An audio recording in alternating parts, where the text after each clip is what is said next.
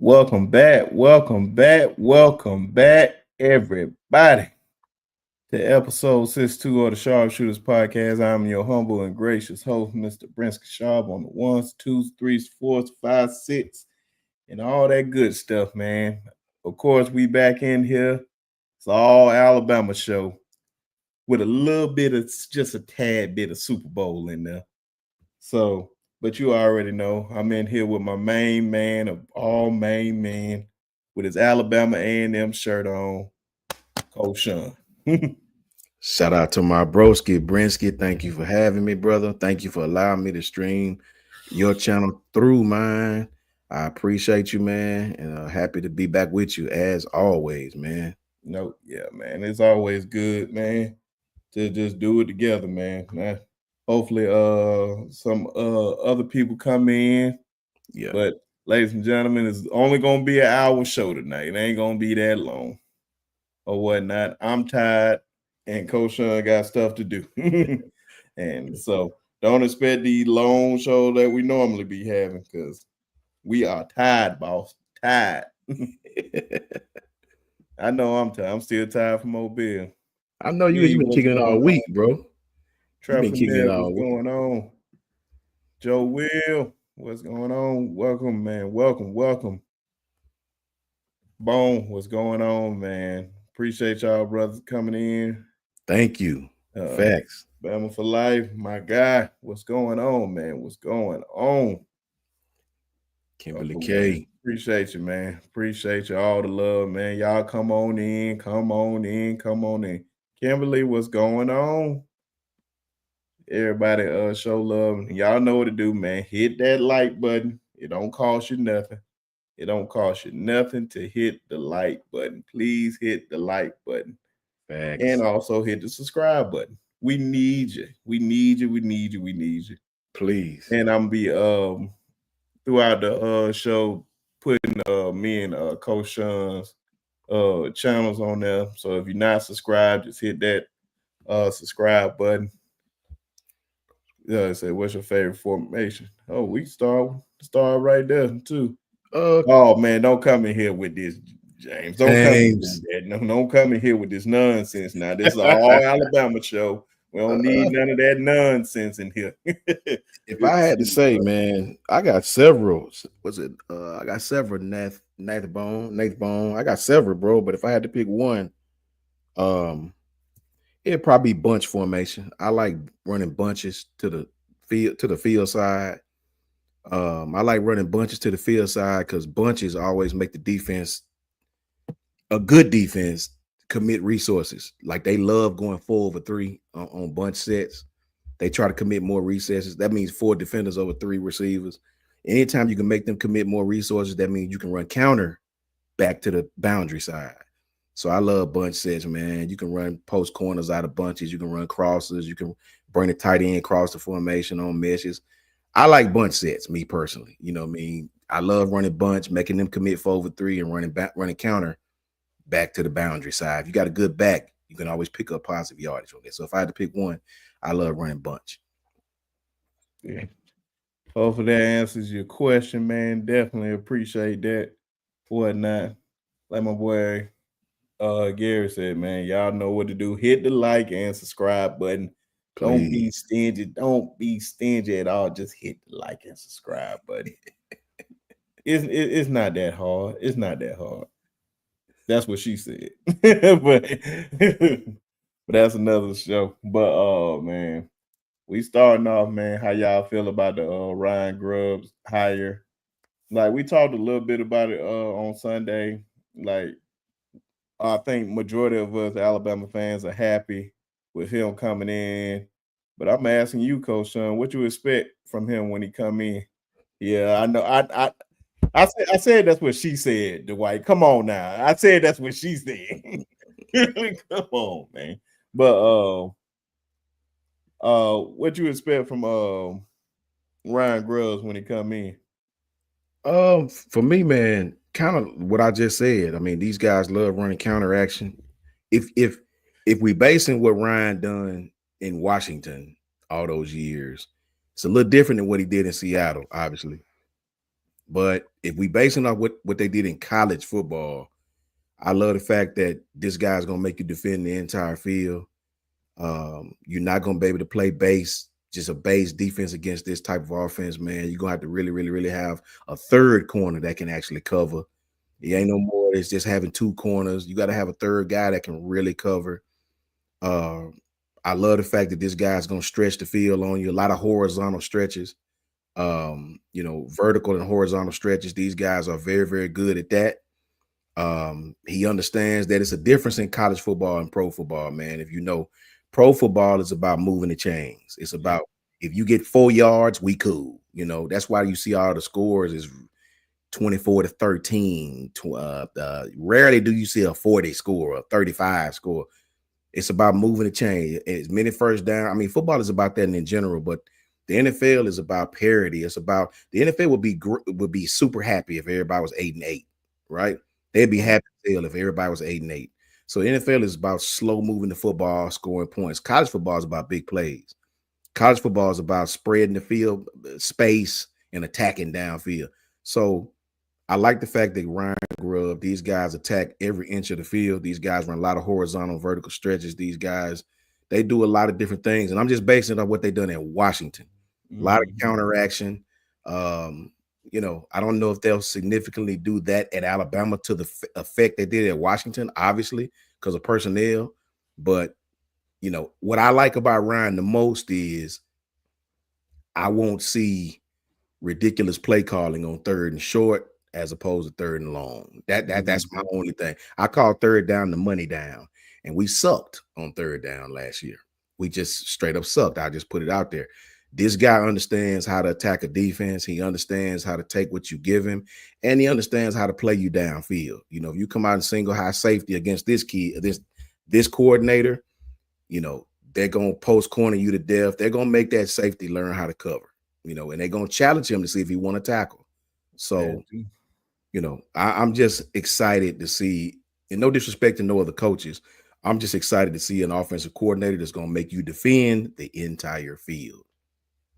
And then also him being like a disciplinarian for the most part, man. He's just like no BS. Like I'm in your face or whatnot. I know like some people like the rah-rah coaches or whatnot, like Nick Saban. We were so used to Nick Saban. I'm about to say, but some coaches are just not like that. Some of them just gotta be who they are. And I like Coach Boyle for who he is. But I also like Ryan Grubbs for who he is. If you're a hard ass, you just a hard ass. You just get in the folks shit. Excuse my language, everybody, but you just make sure you hold them accountable, and they're gonna make sure they do their jobs for the most part. I don't think it's about to be so much lackadaisical. Hopefully, I'm sorry, I'm a little tired, but that's why I say we're doing an hour show. But we here. It ain't gonna be not a lot of complacency on the offense for the most part. It's pretty much gonna still be the same system, but I feel like it's gonna be ran a lot better than it was last year. And like Coach Sean said, it's gonna be like the play calling on third down. You can expect great play calling. It's 3rd and 1, and you not taking a 7 step drop. Like, man, just run the ball on a lot of plays. I feel like we're gonna definitely run the ball a lot more. So can't wait for that. Just off, I know I'm just a grade right now, Coach Sean, just off the excitement, off the hire. How if you now I ain't gonna even say a grade. From a scale of 1 to 10, how happy were you for the hire? 11. if that makes you understand what I'm saying, because hey man, I don't toot my own horn because we just on here talking football. But if you guys really track what I've been saying from day uno, I was not a Nick. No disrespect to Coach Sheridan. He's a great young coach who's going to be awesome with a little more seasoning. It's just like a fresh turkey. You know, you got to season it to make it taste good. Otherwise, it tastes bland, right? Coach Sheridan going to be just fine. He's going to be just fine, right? But I've called plays before, man. So I understood at times it's easy to get when the game is going fast, man. You get lost in the sauce sometime. You go off script sometime and you just call a play, man. And it's okay. But man, it's just a lot of things I saw that, you know, coupled with Jalen Milroe's play at times, respectfully to him, coupled with some of the play calling that we had at times, you know, I just thought we needed a little more seasoned offensive coordinator here Mhm. with a veteran quarterback like we had, you know. So I definitely wanted to see something like this from day one. I think Sheridan's going to be just fine. I think in the future, Nick Sheridan's going to be great, right? But Yeah. at this time, this year, the first year after Coach Saban, everybody licking their chops to play Alabama. I just thought we should have a little more seasoned offensive coordinator, not really somebody who's calling plays in abundance for the first time. Yeah, man, because it was too. I think it was a crucial year, and the turnover of the coaches, of course, like Coach Saban leaving, Kellen DeBoer, trying to make it his team. But I feel like it's more of his team this year because you're a year removed from the whole Nick Saban um, staff, and but you feel I think he feels more comfortable in his own skin with it being a whole new year and all that, man. So the recruiting, they more focused on the in-state recruiting this year. Man, it's just a lot. It's a lot of excitement in Alabama right now. So I can't wait to see how it's gonna go. But before keep on going. Hey Ebony, what's going on, man? Ebony, what's up, girl? Oh man, who else in here? Christian. Jermaine, what's going Jay on? Mims. I ain't seen my boy Jay Mims. What up, Jay Yeah. Mims? Hey, Hmm. KT, what's going KT. on? What's up, KT? Miss Susan, how you doing? Susan. Kimberly, what's going Kimberly. on? Thanks. Jag, Everybody's favorite Miss Janet, how you doing? What's going on? Jag in the house. Who else we got in here? Jag I'm down seeing- there. who else in here? My boy Huggy Beard. Beard. Oh man, look at him. It's always a op somewhere. It's always a op somewhere. But man, he good people, man. He always shows support. So man, I definitely appreciate you. He need a little butter under that skin. Facts. I don't know what you're talking about, but I guess we'll go with that. Whatever you talking about, you probably was talking to somebody. Talking about Nick Sheridan, he need a little more seasoning, Oh, okay, I get what you said. You funny for that, little girl. butter under that skin. Oh man, that's funny. Jay, just Jay, got what's through going talking to on, Jay. man? Yeah, man, Appreciate you Jay. being in the house Love tonight. talking to Jay, man. Kimberly, James, what's Kimberly up, definitely James? ready for the spring game. Yeah, Tide has so much talent coming in. This is what I yeah, want to James. ask y'all, man. Any of y'all gonna be at the spring game this year, man, for A-Day? Because I haven't been to A-Day since I was I think it was senior year of high school. And that Yeah, was 2008 going into 2009.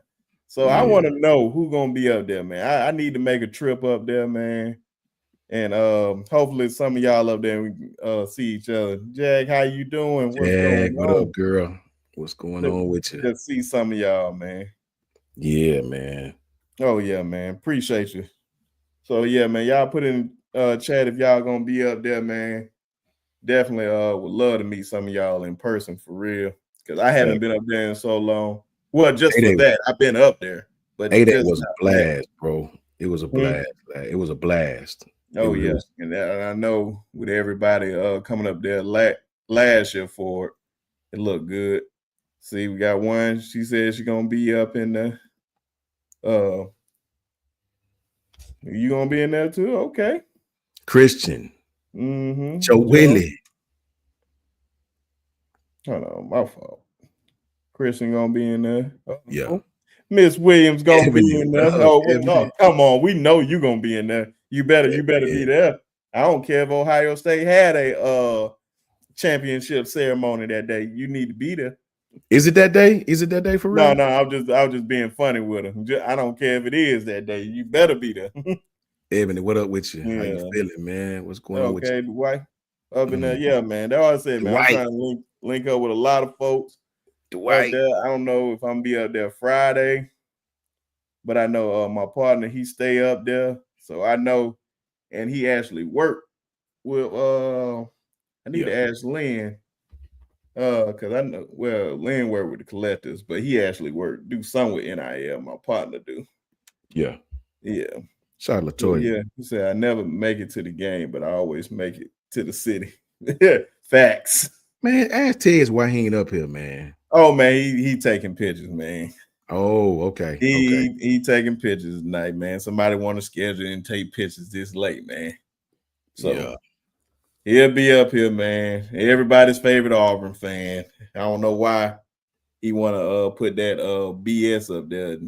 What does WTE mean? Some bull jive. That's what it stands for. Tell Ebony, tell young Noah that we support him and we cannot wait to see him destroy opposing quarterbacks on that field. Oh yeah, We waiting man. for it, and it's coming to a field near us very damn soon. Yeah, since we talking about 8A, man, I think one of the things that I love about like the transition when guys come in as freshmen, just their size, like how big they was in high school, and you can see that nutrition program and you're in the weight room, how they just transform. I wish I had a video of Daniel Hill. Daniel Hill just looked like he is just ready to cause havoc in the SEC, man. I am just so excited to see him play, and also just see a lot of guys that I felt like we had to throw a lot of guys in there in the secondary last year because we didn't have that much depth. But I feel like the secondary, we have so much depth coming back, and the money coming back was just a major win, a major win. You get like Dejon Lee, he doesn't have to rush. He can only just develop. And if he just plays so good, you can't keep him off the field like a Pat Surtain. Put his ass out there and let him work. Man. Let him work. Yeah. I'm about to say, since we just talking about that quickly on A-Day, what you can't wait to see for A-Day, or just leading up to it, what you expect to see? Well, you know I'm an offensive guy, so I'm always paying attention to the offense, man. I can't wait to see just the play script. I want to see. I know AD they don't show a lot. I get it. Mm-hmm. For me, it's different. I'm just trying to see the rhythm of the basis of what they're gonna do. Roll Tide, rise up. What's up with you, bro? I want to see how the offensive line block. I want to see just the basics, man. I want to see how the line block. I want to see the sack. Are they giving up sacks? I want to see. Do we involve the tight end? I want to see, do we come out running short stuff? I want to see how we are throwing the ball downfield. Just every intricate plot of the offense is what I want to see. I know you can only tell so much from a spring game, right? Yeah. But for me, I can tell enough from the spring game to know we're either going to be in rhythm or it's going to be another long season unless we have major improvement from the spring to when the season starts. Mm-hmm. Yeah, man. So it definitely, I want to see a lot of those offensive guys out there. K Spray, what's going on, man? K Spray, what up with your broski? On, man. Hey, Roll Tide, rise up, man. You just need to drop that rise up and come on, join the Commanders, man. We winning right now. Everybody want to be a Commanders fan right now. I feel good about my team. I told you, man, you strut a little bit when you got yourself a quarterback, man. You just like, man, that's my quarterback. Man, don't talk about NFL. Don't talk about NFL football. Ebony in here, man. Ebony's in here. I have to be careful. Wait a minute. Hold on. I'm about to mess with her just a little bit because I think one of her Browns players named Myles Garrett asked for a trade, and we have a lot of money, and I'm talking about a lot of. I'm talking about over 100K, not 100K, And 100 look, mil. your boy Myles Garrett has had 14 sacks for 4 straight years. Ain't nobody else done that. He's coming to Washington. He's a baller. No, I love Myles Garrett. Come Man. to the Steelers, Myles. Come to the Steelers. Come on now. Now you're gonna have JJ Watt and Myles Garrett. Oh man, that's just unfair. That's just unfair at that point, man. Yeah, Run, passing what? You can't block both. No, sir, you can't. Oh my God, that. Oh yeah, we gotta start talking about that. I don't want that to happen. That's just. Woo. I would love that. Ebony would be the first person I would text when that happened to. I bet first you person. I know you wanted to talk about the schedule. I'm gonna pop up with this schedule right there. He said he wants a championship, so we know he's not going to the Squillers. Listen to Ebony. I ain't want to get her started, bro. She be giving me the business, bro. That's why I ain't want to get E started, bro. She be on my bumper, bro. I ain't want to get her started on my Steelers, bro. She be going in. I hope so, Miss Sue. If the refs don't get involved, they'll win it. I believe so. But yeah, man, you want to talk about the schedule and see you was worried about it. What games on here? Well, I'd say point out 3 games that you are really, really concerned about with Alabama this upcoming season. Easy peasy. Obviously, that game on September 27th, I'm concerned about at Georgia. I mean, I want everybody to understand we got to go to Georgia, to Florida State, to Missouri, which is not going to be a cakewalk, to South Carolina, and to Auburn. I would damn near say this schedule is rougher than last year. That Georgia game, the Missouri game, every away game that I just said concerns me. I swear they do. Every away game, Missouri would have gave us problems. You know, Missouri going to be a problem. Georgia's going to be a problem. South Carolina's going to be a problem, and Auburn's going to be a problem at Auburn. We all know how the crazy spirits come out at Auburn. And I'm going to tell you something that nobody else in the history of Alabama football is going to tell you. Do not be fooled. And I told Bama fans this about Wisconsin. I told them about South Florida. I'll tell you again. Do not be fooled by these weird records that Florida State has, right? We all know that should be a game Alabama should go in and dump truck them. But they will sell out their stadium because the Crimson Tide is coming to town. Those weird games against the South Floridas and these teams we're supposed to blow out. You got to understand, man, these teams get hyped to play Alabama. They can measure themselves against Alabama. So while Alabama should win that game comfortably, don't go into that game with your chest stuck out, bro. Anything can happen. You still got to play ball, and it's still Florida State. I mean, you call it what you want. They got players over there, man. Several of them we recruited. Several. So, you know, I know somebody going to hop out there. Oh, we going to dump. I told everybody that about South Carolina last year. We should dump truck South Carolina. Okay. So when you hear stuff like that, man, you can tell who watching the game and who not. Yeah. Then you got Case Ray said best, man. Got Gus Malzahn as a OC now. Oh man, and then they got that quarterback out of Boston College. He's dangerous, so I can see him with that Gus Malzahn offense, man. He'll take it to a next level. It'll probably remind me of like Nick Marshall when he play, and I don't want it to be like that. I do not want it to be like that, because if it's like that, then we're going to have some trouble. Even though we have a lot of guys coming back, and we should be solid on defense, but don't be foolish and just think that and just think we just gonna go in there. I pray we just go in there early, take care of business, and get up out of there. Yeah, we got a whole new QB, man. That'll be his first game. That'll be his first game. So on the road, you know, in a hostile environment. Said next year a lot of teams have bye weeks before they play Bama. See, man. Oklahoma is one of them. And look, Brinsky, at South Carolina, every away game I just named gonna be dangerous. On top of that, you got Tennessee, LSU, Oklahoma. You still got to play those guys at home. Yep. So So this man, schedule to me is potentially worse than last year. To me. yep. What's up, Caleb? Caleb in the house. Met Caleb. Caleb King. What's up, my brother? Good to No, see yeah. Caleb, bro. No, yeah. Spook and KT. Caleb want to know the business. Oh my Caleb, God, man, this man I coming don't in here. know. You know, Caleb, I don't know, bro. hey KT might man, have I to. don't think she want to talk about that, man. Yeah, she might You have to could, fill you in you on coming that up one, here bro. starting mess, man. We talking football, man. You in here want to have drama, man. Caleb Lord have mercy. crazy. I don't know, Caleb. You have to probably holler at KT. She'll probably let you know what happened. Yeah, man. Kinda I low key. think that South Carolina game, that game worries me, especially if it's at night. But we Mm-hmm. see how Texas A&M winning there at night.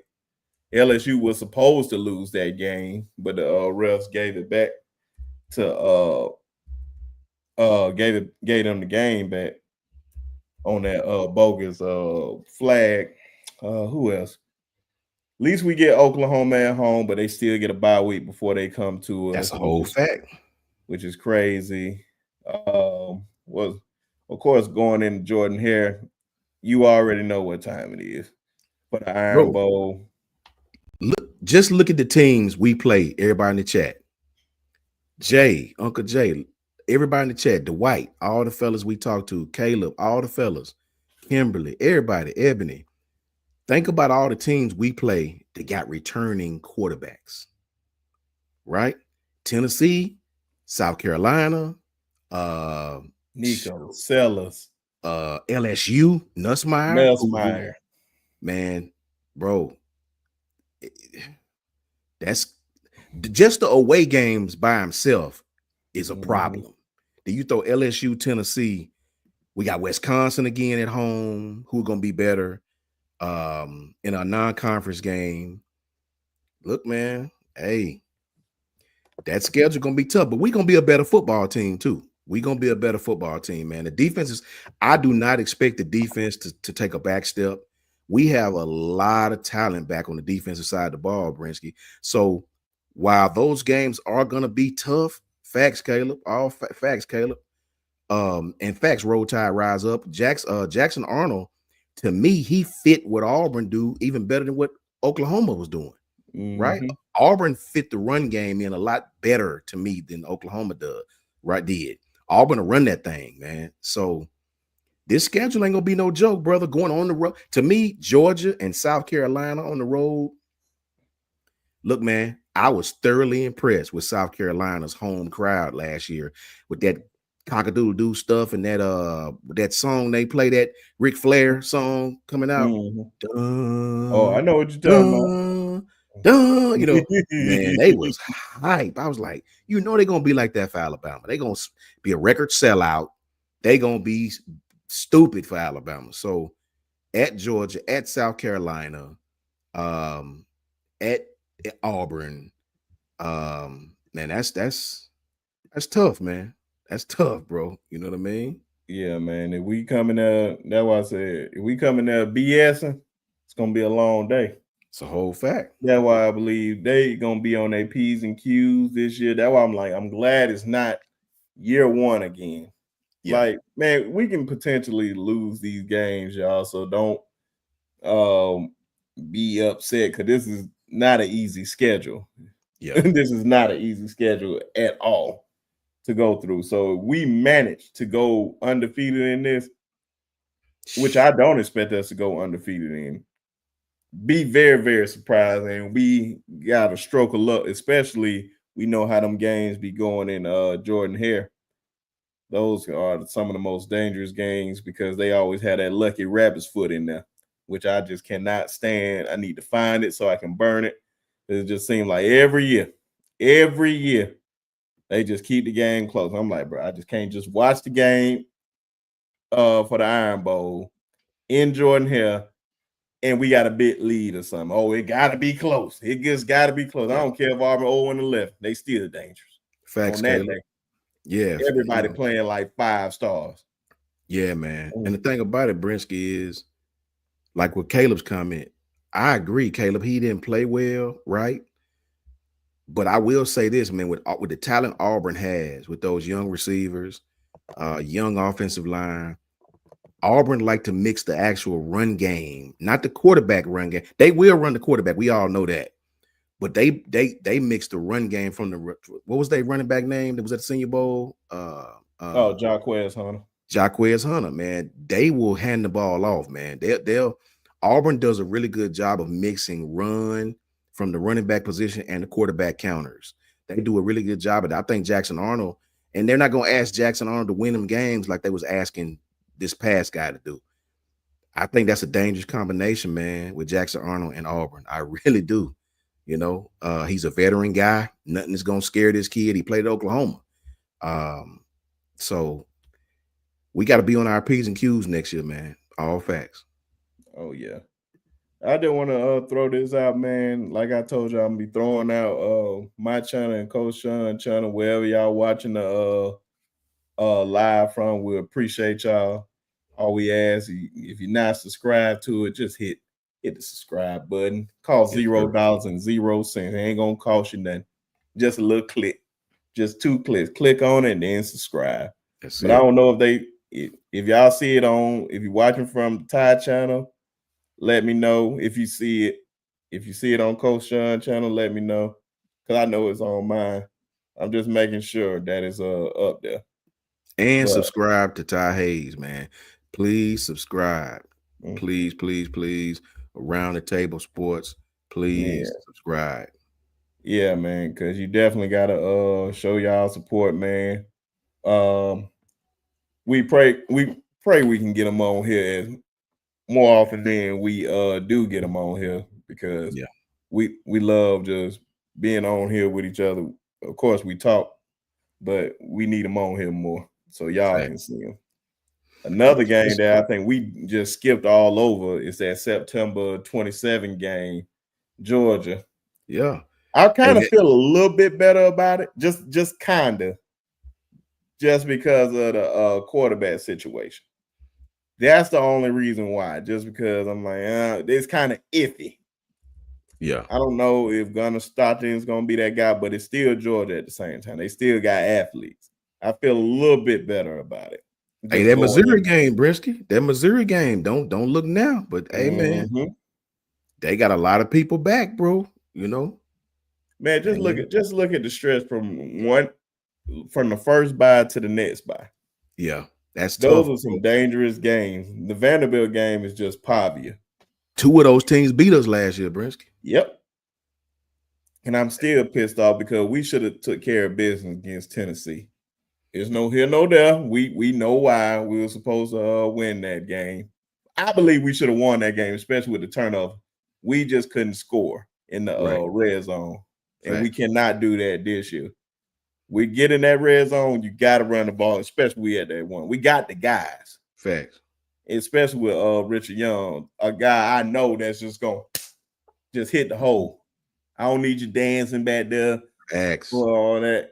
You ain't Reggie Bush, man. You're not. Nobody on the team is Reggie Bush. So see the hole, go in it. Pause. No diddy. Tell you this. Shout out to JB718. What up, JB? Good to see you, broski. Can you put that schedule back up, Brinsky, Oh, for my just a fault, my second? fault. My fault, my fault. I want everybody to look, just like Brinsky said. Let me highlight what Brinsky just said. Dwight, all you check this schedule out after the first bye. Now, mind you, two of those teams beat us, man, last year.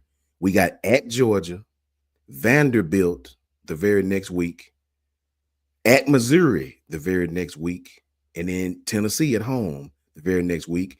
And then the very next week, we got South Carolina on the road. Hey, man, that is the most important stretch of the entire season. If we can get through that unscathed, I ain't worried about the last 4 games, right? That at Georgia game is going to be as intense as any game we play all season, right? Vandy is still going to have that 35-year-old quarterback. They're going to run that same scheme. They're going to be a problem, right? Yep. At Missouri, it's going to be a problem, right? Yep. Missouri going to be a problem. They had a lot of people out, and their quarterback was hurt. We played them this year. This is at Missouri. They coach is already quirky as hell, right? Tennessee is going to automatically be a problem at home. Nico's going to be a year older. He's going to be a problem. And that at South Carolina game, brother, let me tell you something. If I had to pick one game outside of Georgia that I'm most nervous about, it's that one. Yep. It's that one. They got both of those defensive ends, those outside linebackers back, right? Don't they got both of them guys? Kennard was at the Senior Bowl. He was at the senior. Okay, but I know the other guy was a freshman, Yeah. right? Dylan Stewart. Dylan Stewart. Yeah. Man, he's about to. He a problem, bro. Jesus. He a problem. Yeah. So 2 more years with that, man. Man, think about it. That stretch right there, guys, is gonna be that's gonna tell a lot, man. That's where the rubber meets the road, as they say. And if you get through that, you got a bye week, and then you got LSU, you got Oklahoma who beat you. You got a bye week practically with Eastern Illinois, and then you got to go to Auburn. So, man, what's your thoughts on overall record of that schedule, Brinsky? What's y'all thoughts in the chat too? Oh yeah, what is y'all thoughts on schedule? On what's our overall record with that schedule? What's y'all schedule? I'll tell you mine. Go ahead. I said 10-2 last year at worst. I say at worst this year, at worst, this is at worst 9-3 at worst. I don't think we're gonna lose over 3 games this year. I don't. I really don't. I don't think Alabama loses over 3 games. I see 2 on that schedule right now that scare me more than any 2 on the schedule: the Georgia and the at South Carolina. Both of those games scare me to death, right? And you know, that's how I see it. Like you, of course, first game, I'll say at worst 8-4. It all depends, because South Carolina game scares me. Georgia game gonna be interesting. You know what? I'll say 3 games. Looking at it more and more. By 9-3. I say that's 9-3. It can possibly be 8-4. It can be possibly 8-4, but definitely 9-3 at worst. And the games I believe that can happen, those L's on, is South Carolina, Georgia, and that LSU game going. Don't let last year fool you. But the thing is about that, have they improved on the defensive end? Facts. That's the only thing. Have they improved? They losing a lot of guys with like KJ Lacey going to the NFL. Now they are returning Nick Anderson, Garrett Nussmeier. Garrett Nussmeier being the quarterback. You are getting back. What's my boy name? He played on the defensive side, but if he didn't get hurt, he would be in the draft right now. Perkins. Yep, Harold Perkins Jr., who is a monster. Yes. You are gonna have some of those 5 stars. Well, I know I expect Pickett to play by years, and especially around that time. It all depends on how he develops. 10-2. Big Bama. Ready Rock. What up with you, OG? Good to see you, boy. Man, I was behind, man. Oh man. Ready Rock. Looking got the hat and the jacket. Where'd you get that from? Let me see what Ready Rock talking about. Ready Rock, look at this schedule, bro. Tell me at worst what you thinking. What we gonna be, man? I said at worst 9-3. At worst, right? Now, before you answer that, man, check this out, Ready.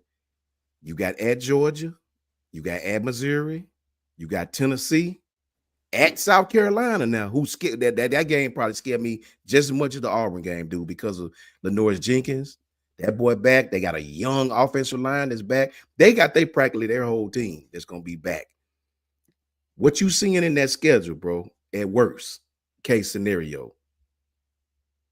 Yeah. For me, 10-2 best, 10-2 best case scenario, 9-3 worst case scenario. That's what I said, man. I don't think anybody should be mad if you go through all this and go 10-2.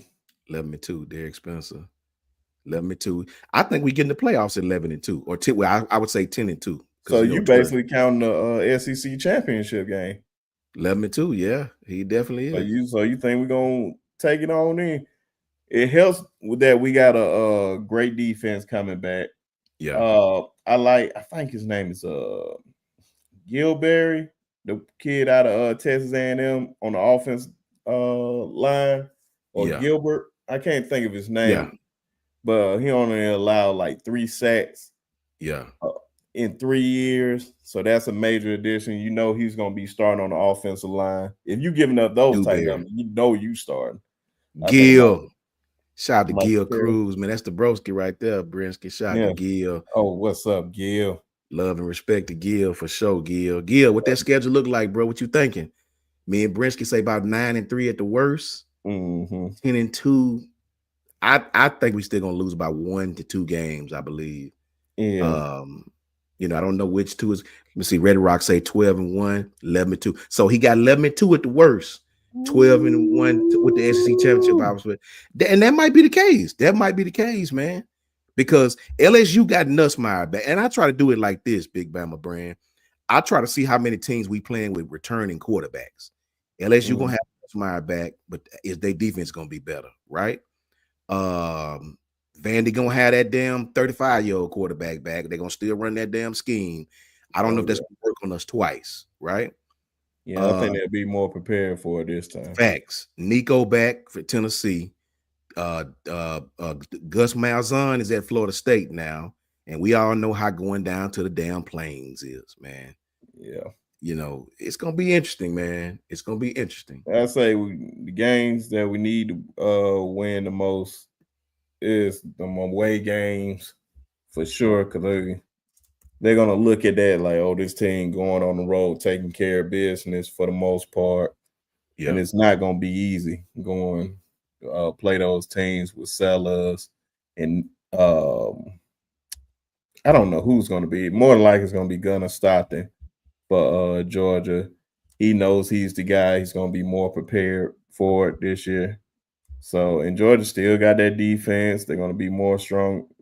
So, but do they got the trigger man? Is he the right? Is little dude? Is he the right trigger man? He tough as nails. I give him that. Is he the right trigger man? That's all that. That's really all that matters. I think it showed in this playoffs. I believe they would have played for the national championship game if they had what's my man name? I just forgot his name. Just that quick. Yeah. My man who went to Miami. Man, I forgot the dude's name. Come on, y'all, man. Y'all help us out, man. We forgot just that quick. Who was Georgia quarterback last year? Carson Somebody, Beck. anybody. Carson Beck. Carson Beck. Thank you. Carson Beck. How I forget dude's name, man? I don't know, man. Because he irrelevant. No, I don't Coach think Carl, what up with your boy? I'm sorry, y'all. Since y'all can't see him because he right there. I had the schedule right there, covering him up. I was about to say, I don't think he's relevant, man. I think he showed like his importance. It's definitely showed in that Notre Dame game for real. It did, bro. And I believe they would have definitely played Georgia in the national championship game for sure. But shout out to Riley Leonard, man. Really good kid, man. I love him more at the Senior Bowl. I think with Carson Beck, honestly, Georgia probably winning that championship. I mean, they moved the ball without him. Dude threw for like 250 against Notre Dame. That special teams play hurt him. But they weren't scoring when they got in that red zone. Facts. Yeah, that was but that was all open field and Notre Dame closing down the red zone because he couldn't read no defense.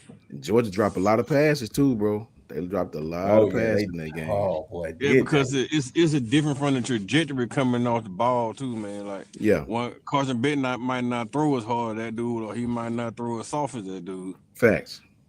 Yeah, that's a great point that you threw out there. Yeah, now most people understand that too. Yeah, man. He said UGA is losing a lot on that secondary. D line will be questionable. The secondary, I don't think they lost anything. Only person they lost. Now they did lose a stud in Malachi Starks, who was one of my favorite guys to watch in college football the last 3 years. But they still got KJ Bolden. They have guys back there. They bringing back Dylan Everett. I forgot the kid name. think his name is Harris on the other end. So yeah, they pretty much keeping everybody. They got Elijah Griffin, who is going to be a disruptor. I don't know if he's going to start his freshman year, but if he starts his freshman year, I expect like Jalen Carter type play from Jackson. him. Facts. Because he is a monster, man. He is a monster on that line. So don't sleep on him. You know who ain't nobody talking about? Jackson, yeah. Look, I'm gonna tell y'all this. You know who ain't nobody talking about, but they gonna be better. Look at them the last couple games of the season. They gonna be better next year, bro. Ain't nobody talking about them. Florida. Mm-hmm. That boy DJ Lagway is the truth, bro. Mm-hmm. Florida. They got about 8 starters back on defense, bro. They going to be a problem. Yeah. Wait for it. Wait for the whole entire offense coming back too. So yeah. Now the thing is that, like, yes, a lot of those guys coming back, and I expect them to be better than what they was last year. The only thing that worries me about them is the same thing I think Auburn's going to find out very, very soon. Now you have expectations. What are you going to do with those expectations? Like, nobody wasn't expecting you to. I promise you, if you ask me in July, well, ask any of us, was Billy Napier going to be there last year? I mean, still be there right now? We all would have said, oh, no, he's not making it out of there. We surprised that he won 7 games and went to a bowl game and won. But now you have expectations. Now you expect it to win. Are you going to win those games now? Yeah. We're going to see. Expectations going to kill a lot of people, man. Like, yeah, you can't just sneak. Yeah, you can sneak up on some people. But after that, man, now people are aware of you. I believe Kirby aware of DJ Ladway. Like, they were like, oh, yeah, freshman, he will rattle him. Then he'll be like, oh, okay. But I can tell you Kirby's going to be ready for him. If he hadn't got hurt, bro. That would have been dangerous. That's what I'm saying. They wouldn't expect Georgia. People forget. I'm gonna tell you something else, though. Say it loud, Coach Carl. Shout out to BT. Shout out to Brian Thomas. I'm gonna tell you something else, though, Brinsky.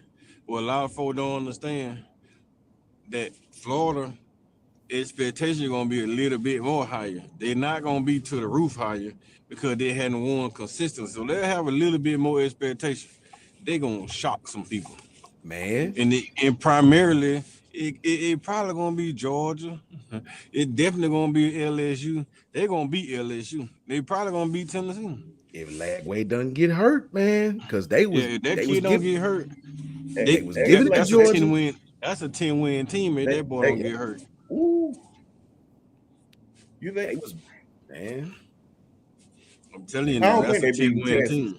I don't think they were gonna. They're gonna give. Listen, they're gonna give Texas a run for their money because Texas is gonna lose a lot. Texas lost a lot of offensive linemen. They lost Banks. They lost Hill. They lost. I think 3 offensive linemen, 2 or 3 offensive linemen. Mm-hmm. You still got to wait and see what the receivers gonna do. You still got to wait and see what the defense. Oh, I expect high expectations from them. You got linebackers that got a chance to enter the draft. You still gotta wait now.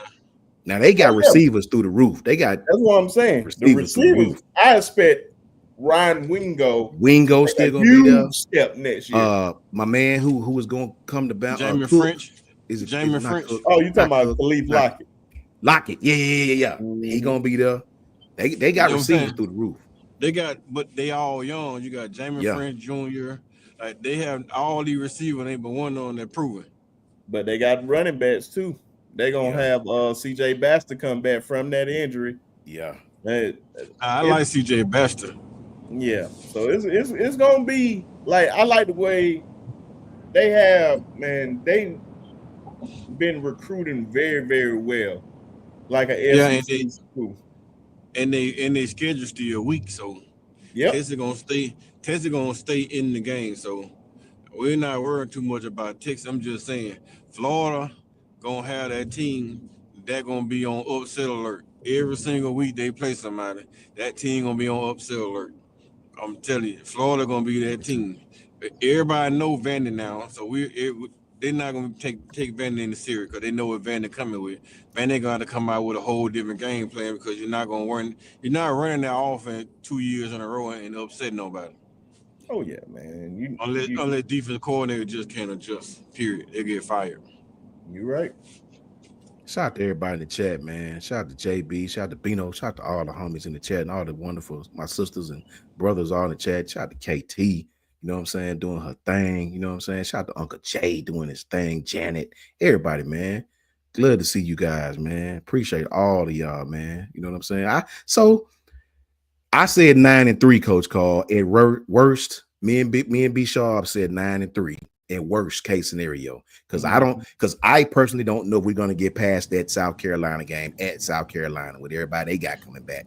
The Georgia game is yeah for Bama, us. Man, I'm gonna say 10-2. I'm gonna give Ryan Groves an extra game. 10-2. Okay. Ryan the White said 10-2 too. JKT. Yeah, Ryan Groves is a different maker. Ryan Groves won't be nervous going into those road games, kind of like Nick Sheridan was. Yeah. See, Nick Sheridan going to road game was nervous because he never called plays on that big level. Ryan Groves come from the NFL, so he gonna know how to make adjustments in the fourth quarter when it comes to a tight game on the road. He'll know what to do because he got fired for not adjusting. He didn't get fired for not scoring points. He got fired for not being able to adjust in the fourth quarter when the game is on the line. Everything else he did just well. They just couldn't score no points in the fourth quarter. The reason I said 9-3, I think he'll make that adjustment from NFL to college.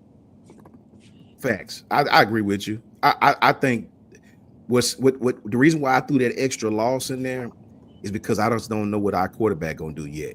You know, his first game is gonna be at Florida State, a Gus Malzahn led offense who Florida State got. You know, say what you want about how bad they done last year. They got athletes over there. Several of them Alabama recruited. You know, that's gonna be his first game. You know, going on the road at South Carolina is gonna be very tough, man. Georgia, they're gonna be licking their chops to play Alabama. They hadn't beat us in 6 years, really, not regular season.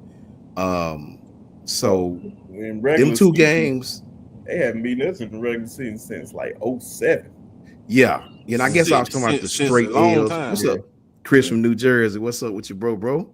Chris. So the Tennessee game is gonna be, that's gonna be at home. So Bama gonna play them good.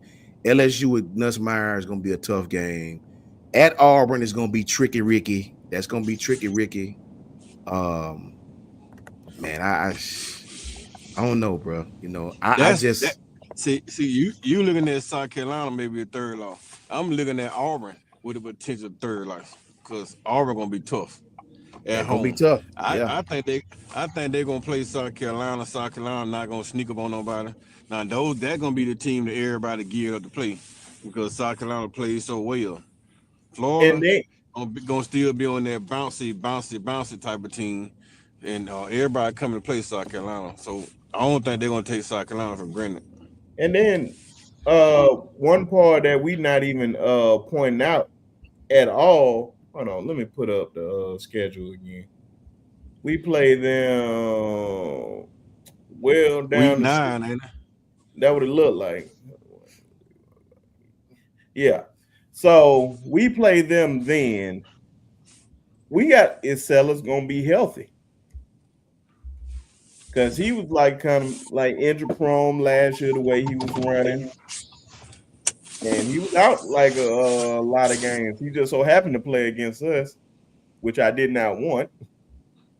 But is he going to be healthy when this game come around? So we got to factor in some of those guys that are going to be in this game. So it's going to be really, really interesting. See, the South Carolina game scared me because of all the talent they got back on their defensive front. Mm-hmm. To me, they had the best defensive front in the SEC. I like they best defensive front better than Georgia's. They got 3 tackles that all 3 back, and them boys is killers. And we couldn't move them. We could not move them dudes, man. They quarterback ran all over us. He back.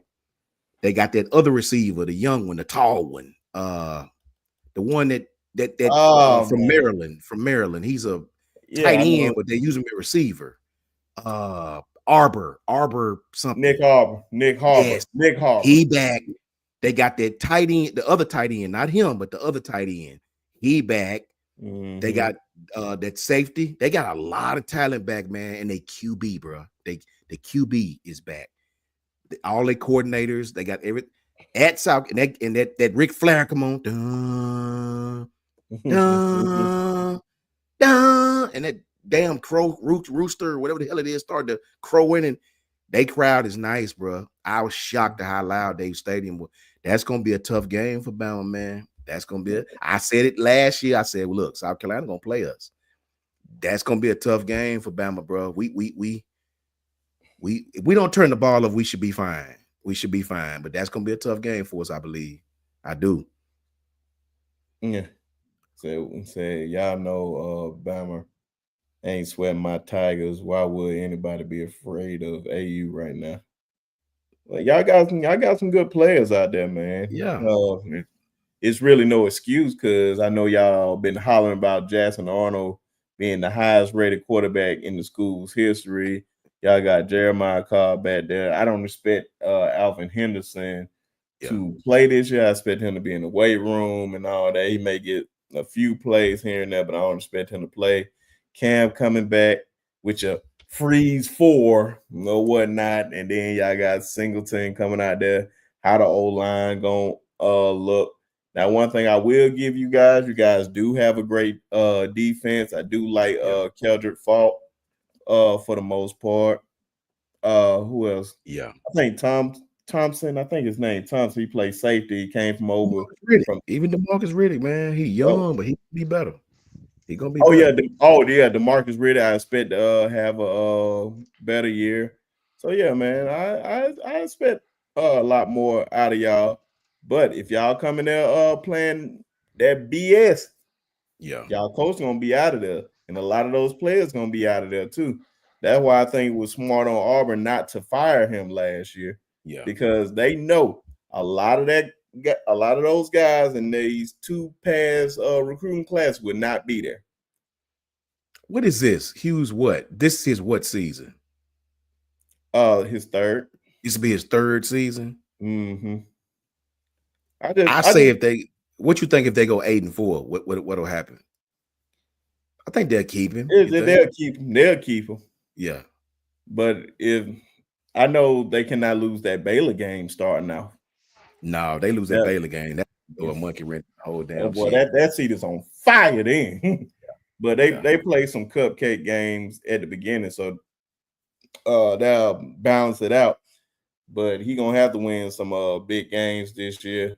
I'm just not a big Hugh Freeze fan, man. I think the guy's a pretender for the most part.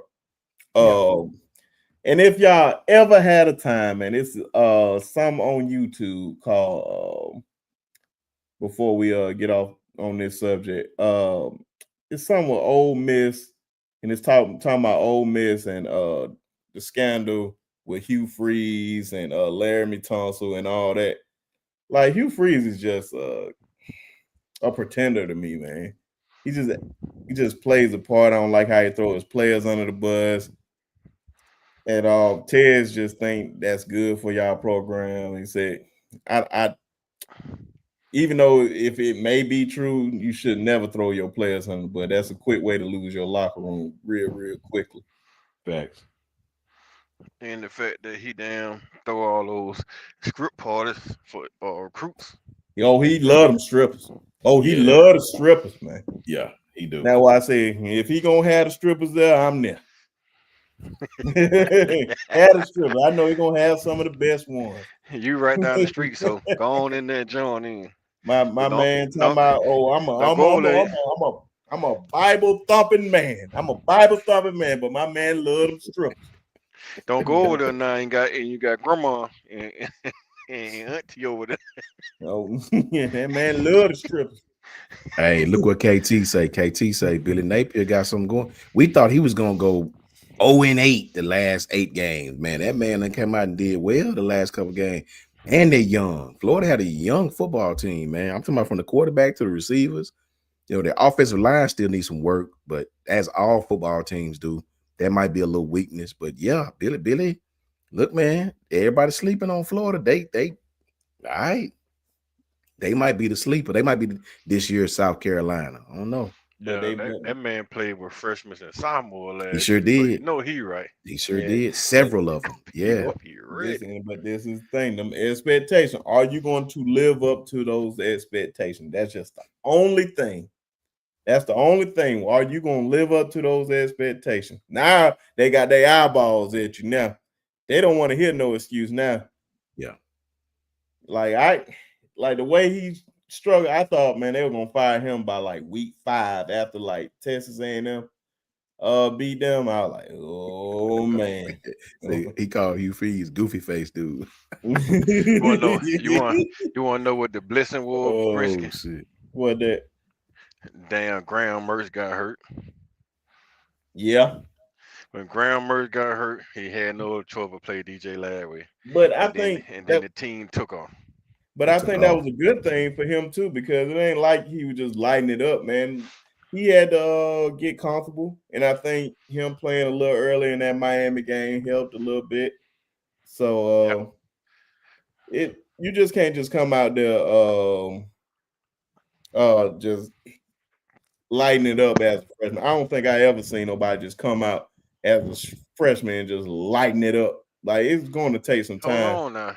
Then Trevor Lawrence came out there and lit out and lit up a lot of folks as a He didn't freshman when start old day boy one. got hurt. But And that's what I'm then saying. Listen, when you said it, when he came, yeah, he was prepared. He was sitting down. It ain't he like was on the bench. And when he got his Mhm. shot, he started lighting the SEC up. So he put the world on nervous. And then when old boy came back, Kellen Bryan came back, they put him back on the bench. And then Yeah. Clemson lost. I was Yeah. glad he didn't play his freshman year when we beat him. Man, look who came in, man. I'm glad Coach J. Oh no. my What main up, man, Chance? James, ladies and Jay, what gentlemen. up, Cuzzo?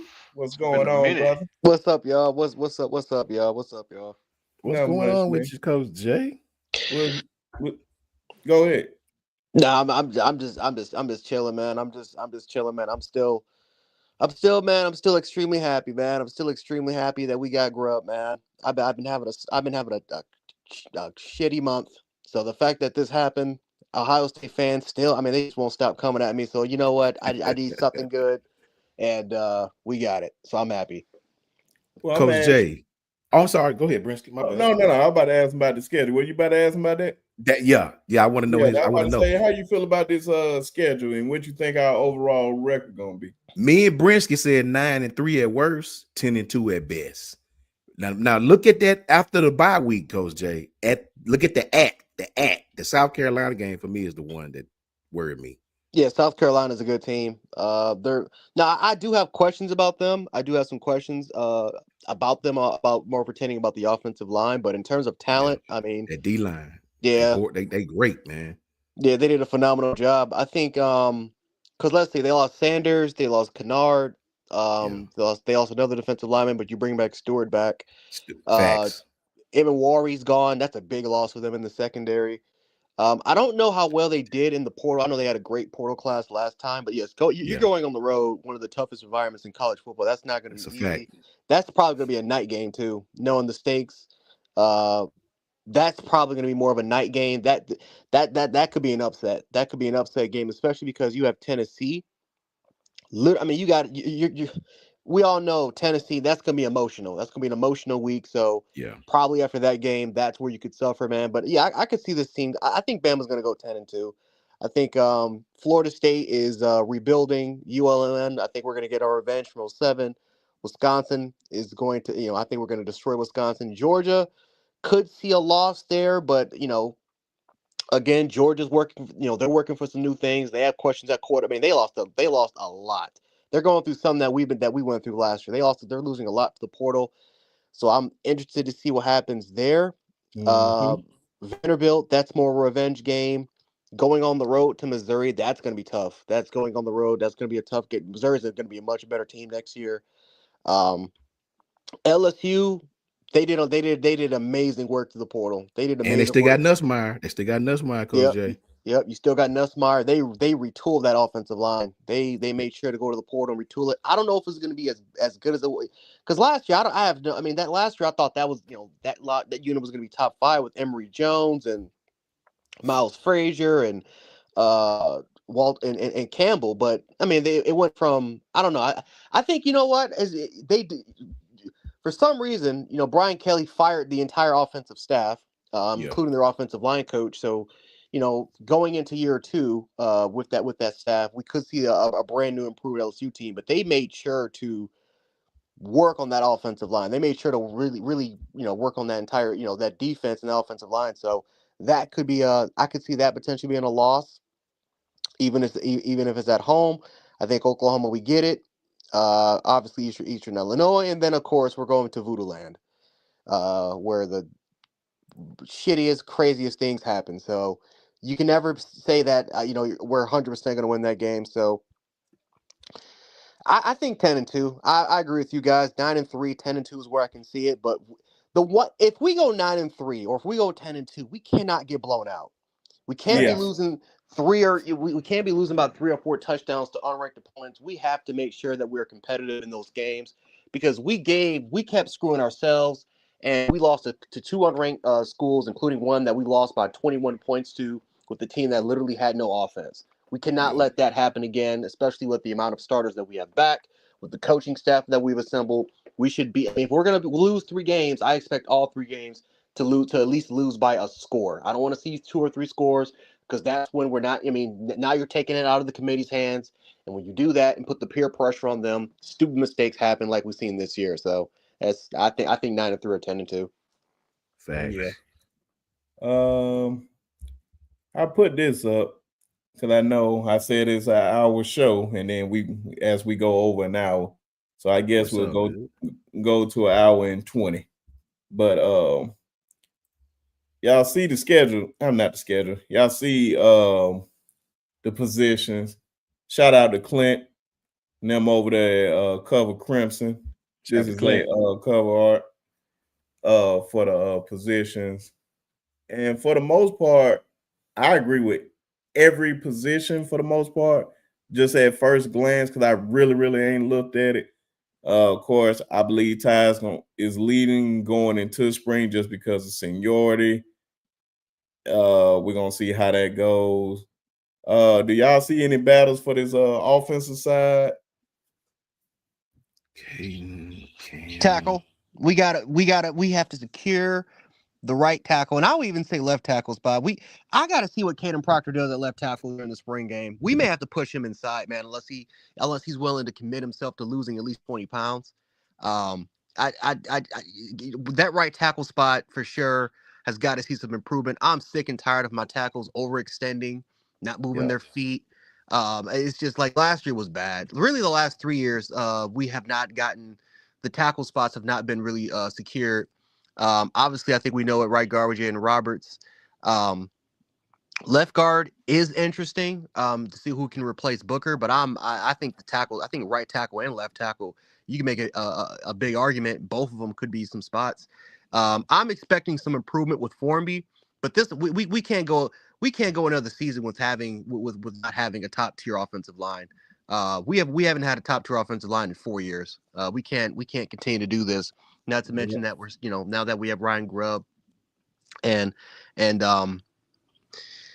I wish I'm gonna be honest with you. I really do wish we had another offensive line coach. To be honest with you, I think that Scott Huff not coming with Ryan Grubb really sucked. Ryan Grubb kind of denied us there, but yeah, the offensive line is that we got to secure the trenches. Right tackle, left tackle spot, and yes, I'm gonna say it because Caden Proctor, I think he needs to slide unless he's willing to lose 20 pounds. Yeah. It's gonna be interesting on that side. I think Michael Carroll end up starting. I'm trying to see at that X position. They got Isaiah Horton over there. I think all depend on if Jaden Hale come back, how he producing. I believe he can be starting at the X. If that's how or they may have Ryan there. I don't know why they got him at the Z. or whatnot. I'd rather have Ryan at the X. Me That's what I'm personally. saying. That's what it threw me off with that one. Brooks is definitely. I want him on special team. He just has to be on the field. I just want to see the ball in his hands on punt return, kick return, because I know he's going to do some amazing things, like a impact like Jaden Waddle. And his name is Cam Dewberry for the left guard. He's definitely starting. I like him and Parker Brailsford right by each other. So it's gonna be interesting, man. And I definitely agree with you, Jans. He definitely needs to lose weight, Caden, at least 20 pounds. Because he shout out to Coach Al, because Coach Al suggested that a long time ago. Yeah. Like, he probably need to move on to the inside. What KT said, I want more tight end targets. Yes, definitely. We definitely got to use our tight ends a lot more. I think Danny Lewis coming back was great. I think he understands like the quarterback play last year went up the par, but I think it's going to be a lot better this year. Let me show the defense. Let me say this, Brinsky. Go ahead. About prop before we jump. Now, with Ryan Grubb being back and knowing the NFL style play call, right? Yeah. Everybody knows that you don't have that much time to pass the ball. So if he get the ball out of this quarterback hand for 2.5, 3 seconds, you really think Proctor needs to lose weight? The only thing of killing Proctor is Jalen Murray holding the ball too long. But if the ball comes out fast enough, he shouldn't need to lose weight. If you pick up on the right keys, Proctor don't need to lose weight. Because the bigger thing that was killing him is somebody going inside on him or the guard pushing Booker was pushing it down D tackle to the outside and then he got a double team. If they run their own block team and everybody guard their own man, stay in their own lane. Yeah. I don't think Proctor's that bad. I just think most of the time when Mirror hold the ball too long, he misses the first read, and then he got to go to a second and third read, so he's holding the ball too long instead of just go ahead and dropping it off to the check down or take off. And then that would get him in a lot of trouble. That's just my perspective. No. And you know what, Coach? I'm sorry. No, go ahead. You know what, Coach Jay? I was listening to Coach Jay. You know what, Coach Jay? I think Proctor at this point, I think that's, you know what I mean? You know what I'm saying when I say that's just who he is? When I saw that kid at A-Day, he wasn't fat. He just a big, like, big kid. He just like a big, like his belly wasn't big, just big old hands and big old elbow. That might be kind of like Jordan Mailata. I think Jordan Mailata 6'8", 6'9", whatever he is, 360, 370. Caden is 6'7", 370. I think that kid is just, if he lose weight, man. I think if he lose weight, the body fat won't be that much he loses. I think that kid just a big kid, man. And I think the only time he gets in trouble is when he overextends. You're right about that. He overextends sometimes trying to compensate, right? And he get himself in trouble. The Michigan game, he got in trouble. Dude was bull rushing him. But for the most, I mean, he went from, what was it, 13 sacks to 6 sacks. You know what I think I read? So I don't know, man. I don't know. You could easily have that both ways, man. You know, do we move him to guard? Do we keep him at tackle? Coach Carr made some good points as well. Wilkin down the stretch actually outplayed Elijah. When they would take out Elijah Pritchard, Wilkin actually played better. We actually moved the ball better with Wilkin for me toward the end of the season. The offensive line to me is going to be the key. That's going to be the key to everything, man. You know, like Jay say, we really hadn't had a solid line since Landon them was here, you know. So that's going to be the key to me, guys. You know, we can have all the talent in the world, but if that offensive line don't perform well, it's going to look sort of the same. I think just because of that COVID year was like a lot of you really couldn't evaluate guys for real.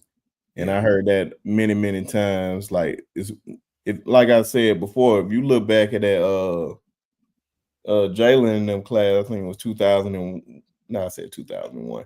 2021, it's a lot of misses on there. A whole lot of misses. It's not a lot of standouts in that class. A lot of those guys didn't pan out, and a lot of those guys transferred out. Yeah.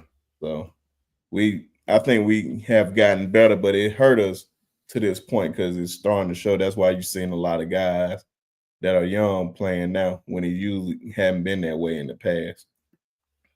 But this the defense that they have out there, and just off first glance, what stands out to you guys based on what Clint has on here? And shout out to them at Cover Crimson. Just want to shout out them for this graphic. Hey, that Nakai Hill kid from Colorado, Coach Carl Brinsky, he a thumper, man. I think that kid made all conference one or two times. He's a thumper, man. That kid, he where the secondary at? Keon, Bray, Deshaun Jones. Yeah, I like that. I like that secondary. I think Xavier Mintz is gonna play heavy minutes. Deshaun Jones, yeah, I want to see, can he tackle good enough? Yeah, I think that's how it's gonna be. That defense, I'll be happy with that. James Smith, Tim Keenan, you know what I mean? Quay, LT Overton. Where is Kelby Collins gonna be? Yeah, Japan did. There'll be a heavy rotation. Yeah, I like it. I like it. I got some questions about Green. It's not really his it's not really his playmaking ability. I like what type, like he just looks like a box linebacker, like Facts. a box sort of linebacker. And Yeah, so thumper.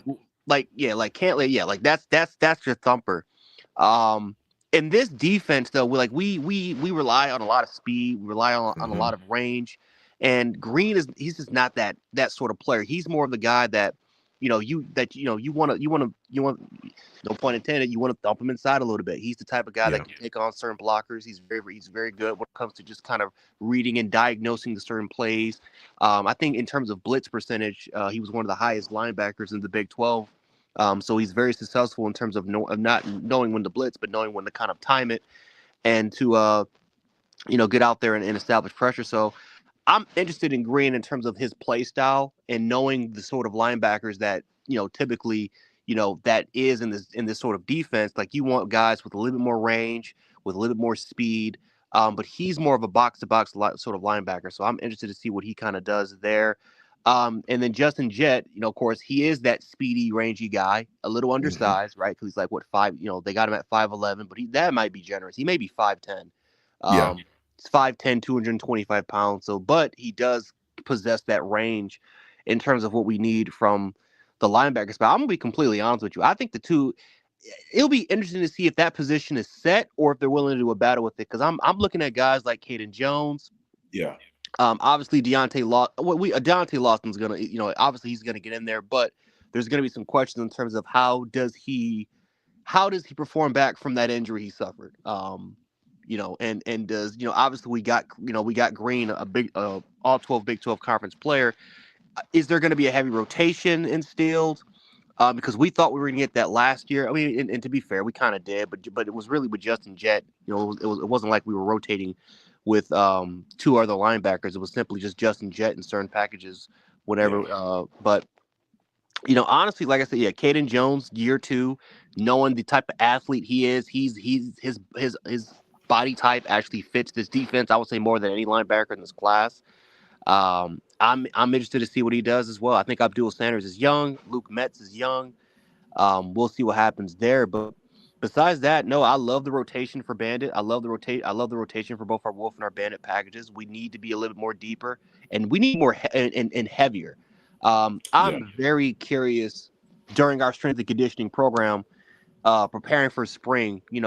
Which guys are going to put on size? Because last year I felt like we were just a little undersized in certain positions, especially because the sort of defense that Nick Sheridan want us to kind of play. You want guys that you want those two gappers. You want those two gappers instead of those penetrators.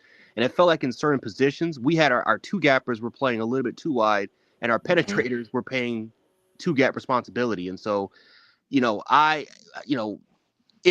if we're going to continue to go in that sort of direction, now we got better with it because I felt like we started to overall wise we started to kind of mix and we started to put players in certain positions, but I'm curious to see which players are going to be the ones that are going to be gaining the significant amount of weight, or what players are going to lose or are going to lose that weight, and if they're going to be put in the right particular positions. Because honestly, I feel like alignment wise, we weren't really good for the first 6 to 7 weeks, and then we started to make those corrections, and then the defensive line started to perform a lot better. So this is going to be the 1 year I'm not really going to be that concerned with the secondary. I feel like this you have no excuse now. This secondary should be a top 10 defensive unit in the country. The combination of talent and experience, it should be no excuse. Really, your linebackers and just overall our alignments on the defensive line is my biggest question. Coach Carl. Me personally, everything that Coach Jant said was man is like 1,000% accurate. But with the stinger and the mic, being that Jefferson is the play caller right now, he gonna have the blue. They gonna have the green dot. Yeah. That's why they got him as a mic, but he's more of a stinger than a mic. So Yeah, he definitely Green not a thumper. Green will be on the inside, Jefferson on the outside. My thing is, I want to see. I really want to see what Pierre gonna do. So like Young said, Pierre over Yeah. Latham. I would put Pierre over Latham, and probably Jeremiah Beeman. I probably would start Jeremiah Beeman, even though Tim King is a fifth year senior. I probably would start Jeremiah Beeman because coming down the stretch, you seen what type of player that guy was. He was actually better than Tim Keenan in third in the last Yeah. few games, especially in the bowl game. He got his damn shine on. Him and James Smith side by side pretty much was just too much for Michigan to handle. So those two guys I would put together. Then I keep Quay and LT on the outside. Okay, I can see that, but it's just them interior guys. I would put Beeman over Keenan, and I keep James Smith and Beeman together as a rotation. And then I bring Tim Keenan in and let him play with Hill. But that's other than that, man. That's about the only thing I can see. Like that's the only thing different that I can see as a defensive guy. Man, before I go, because I just have, I think a problem, maybe one or two problems with it. My main man Quint in the house, man. I don't know. They can see your face, man. You don't be up here, man, like you used to. My boy's my boy's a father, man. He's a father, man. Just became a father, man. Yeah, man. Yeah, man. Daddy responsibilities now. Yeah, them Right. sleep schedule, boy. Yeah. I'm tired right now. Oh, I know. You should be asleep. Nah, man. Man, what you see on this defense?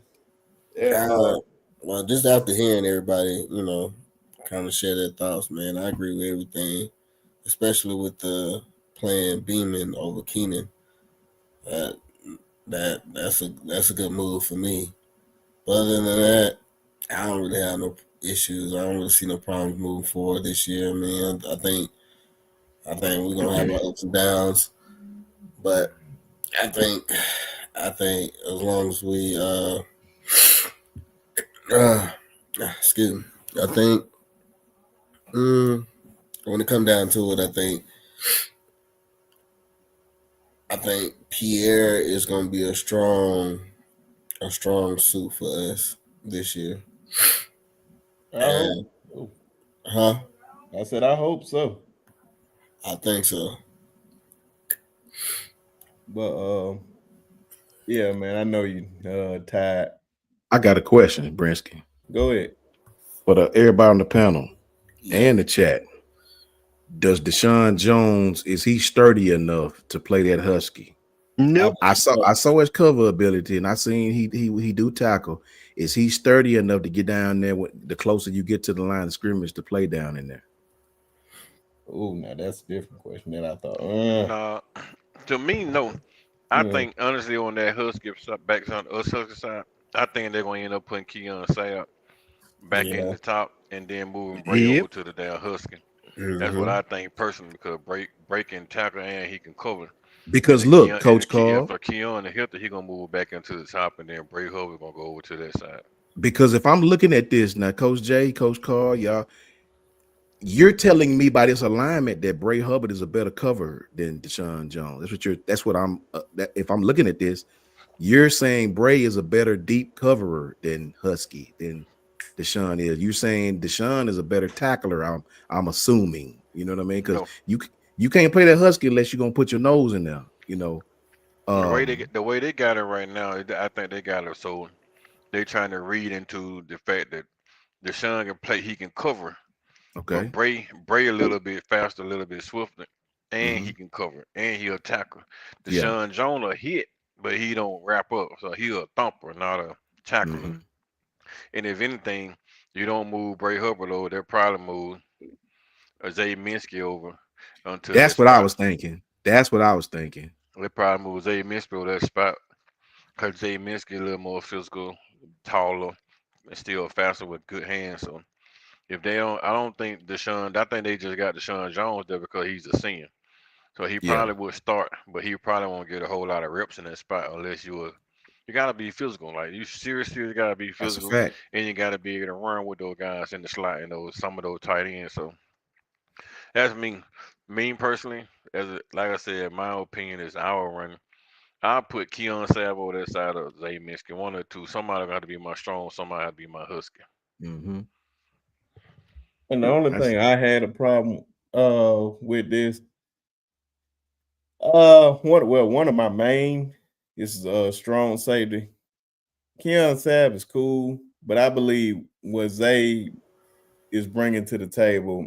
I'm just, of course, I'm going off one game with Michigan. I think he played great in it, and I believe he played it a whole lot better than Keon.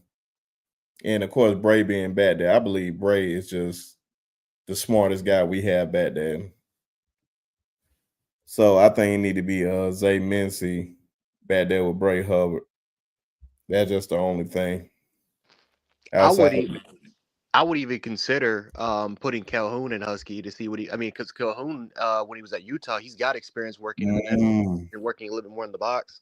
They I push you him know what I outside think, in Coach emergency J. situations. Yep. I think that same thing, but you know what? Jay hit a point, and see, I was just answering. Zay Chill just said the same thing. I think Jay, they putting him at corner just for depth purposes. I think Yeah, you're right. because he's got versatility. He can play outside or he can play inside. Now his size is Facts. not the best because he's 5'9", 100, and I think what 5'9", 180. Yeah. He's 5'9", but he's like I think 190, which that's fine. I mean, you're 5'9", and if you're 190, that's a big. You're more stockier, bigger corner than what the charts would say. It would be concerning if he's like 5'9", 170. But so Mhm. I mean, they put him. I mean, he was there down there. They just moved him outside for emergency situations, and he played very well. So he's got the experience and the versatility to do it. But I'm with you, Coach. And I think they got him there for just Facts. depth purposes. Um, but I don't know. I like Deshaun Jones. Like I watched him a little bit. Like yes, he can tackle. He can get a little gritty, but he makes business decisions as well, man. Like there's a lot. Yes. There's plays, man, where you're just like, dude, what?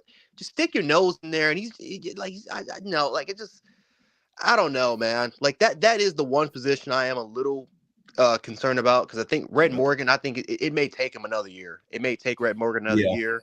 Yeah, because he'll Um, hit red or hit, he just can't cover. yeah, he can't cover. And then Bray Hubbard. I mean, Bray Hubbard's got that flexibility, but it's like, do you want to move him down? Do you want to Facts. move him down and try to get Keon Sapp to play the other position, or do you like we're a little too young there? It'll be interesting to see what we do in the portal if we're gonna continue to focus on maybe getting one more spot. I think someone in the chat said we have 5 more scholarship players, so will they kind of continue to target that, or are we just gonna leave it the way it is? But I wouldn't be surprised at all that Calhoun is a player that they just move around over the field Facts. at that Husky and outside corner wise for depth. yeah, I was thinking of Bray at the Husky, Keon back deep, and Xavier played the same spot he played in the Michigan game, or switch those two. I thought Bray Hubbard, Xavier, Zay Mincy, and Keon was gonna be your three guys back there. What I I just don't trust Keon to play deep safety. I just don't trust him, man. I know when he was back there with he'll miss a lot of plays. When he takes a lot of chances. Yeah, he a ball hog. But yeah, man, I just don't trust it because I know when Bray was back there, a whole lot of those deep passes stopped. Yeah, facts, all facts. So Yeah, it's gonna be interesting. That's why I like. You can't trust Keon Sabb in the middle of the field. And you put him on the boundary, you got him. He at his best on the outside. In the middle of the field, he get lost. So I'll keep Bray in the middle. Yeah. If I take Bray out the middle and I put him out in that Husky, I will move Zay Minsky and put Zay Minsky in the middle because he's 6'3". Yeah. Any of those combos I was with, I figured those three would be my brunt because of their experience. I know Xavier is young, but his potential is probably greater than all of them. You know, when you talk about just potential. That's what I said. Only time will tell, man. Yeah.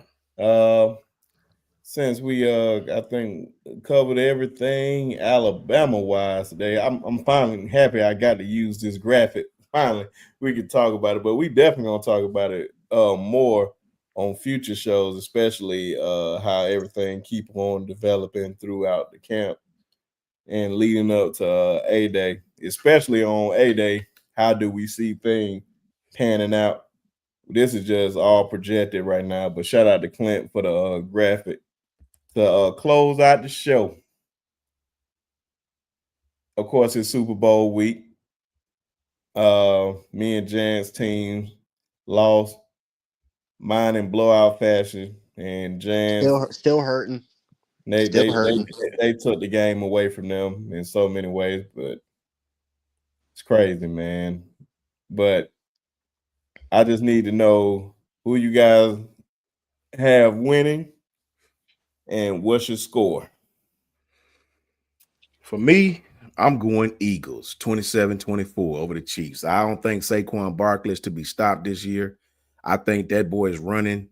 That's my position. I love running backs.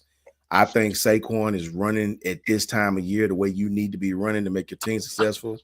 I think in order to stop Saquon, the Chiefs are going to have to commit some resources to stopping him.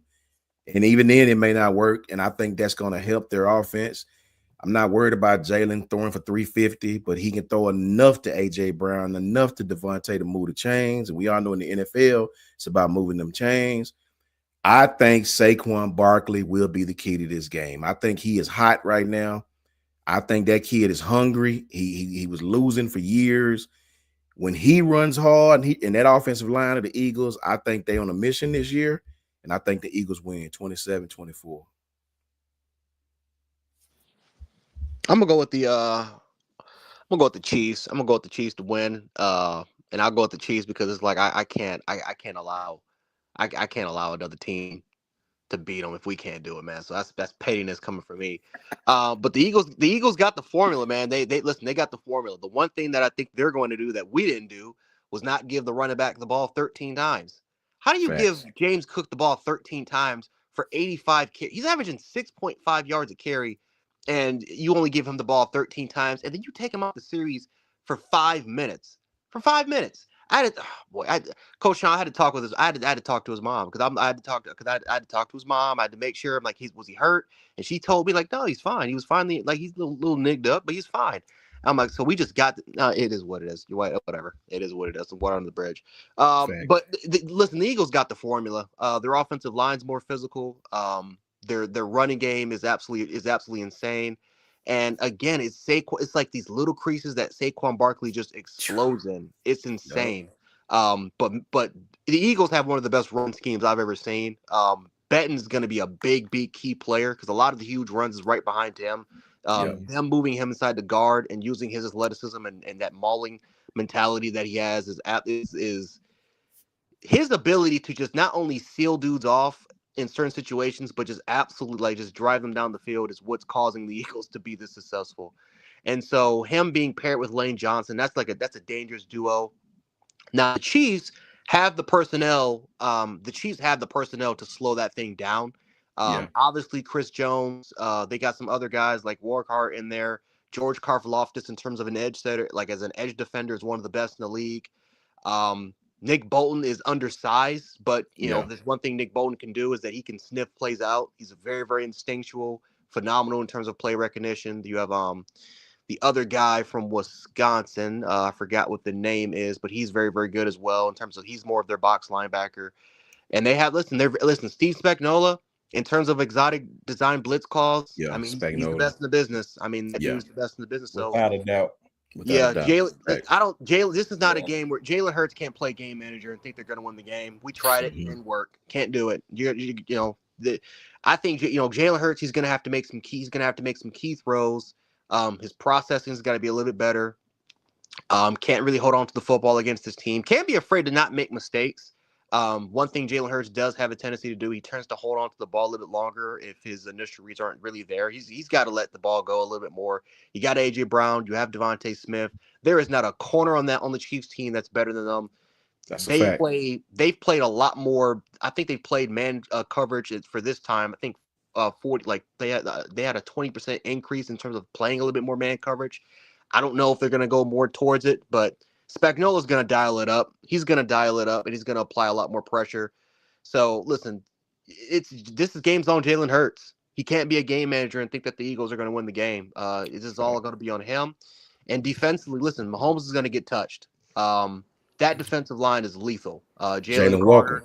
Jalen Carter, that's his name. Sorry, Jalen Carter. Jalen Carter, Hargrave, Jordan Davis is going to be. He's going to have his snap count's going to be a lot more increased.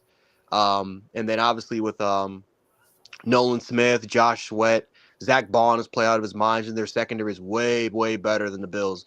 This is not going to be a situation, man, where they're going to play man coverage because they have no other choice. Because if you play against zone, Kansas City is going to kill you. No, they're playing man coverage because they can actually play against those guys, right? Kansas City's got a lot of lateral speed.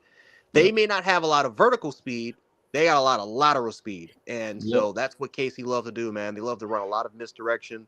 They love to run a lot of RPO-based concepts in there as well. Crossers. They love a lot of crossers, a lot of overs, a lot of drags, a lot of underneath stuff. That's what they love to do. And so Quinyon Mitchell, Cooper DeJean, Blankenship, they got the athleticism and size and speed to match up with it. So it's going to be a tough game, man. I think this is going to be a 24-27 game. I'll go with Kansas City to get it done. I can't go against Patrick Mahomes. I've gone against this man too many times. Yeah.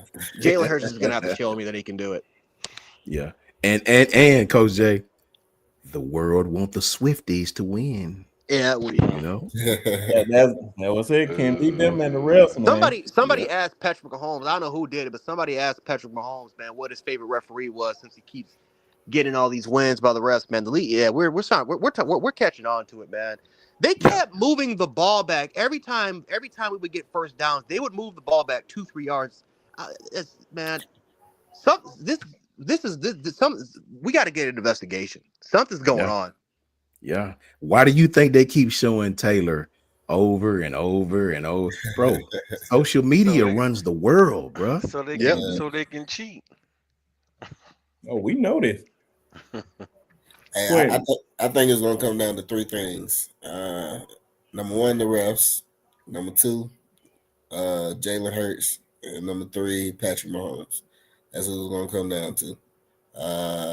We all can agree that the Eagles have a elite offensive weapons, and they're better talent than the Chiefs.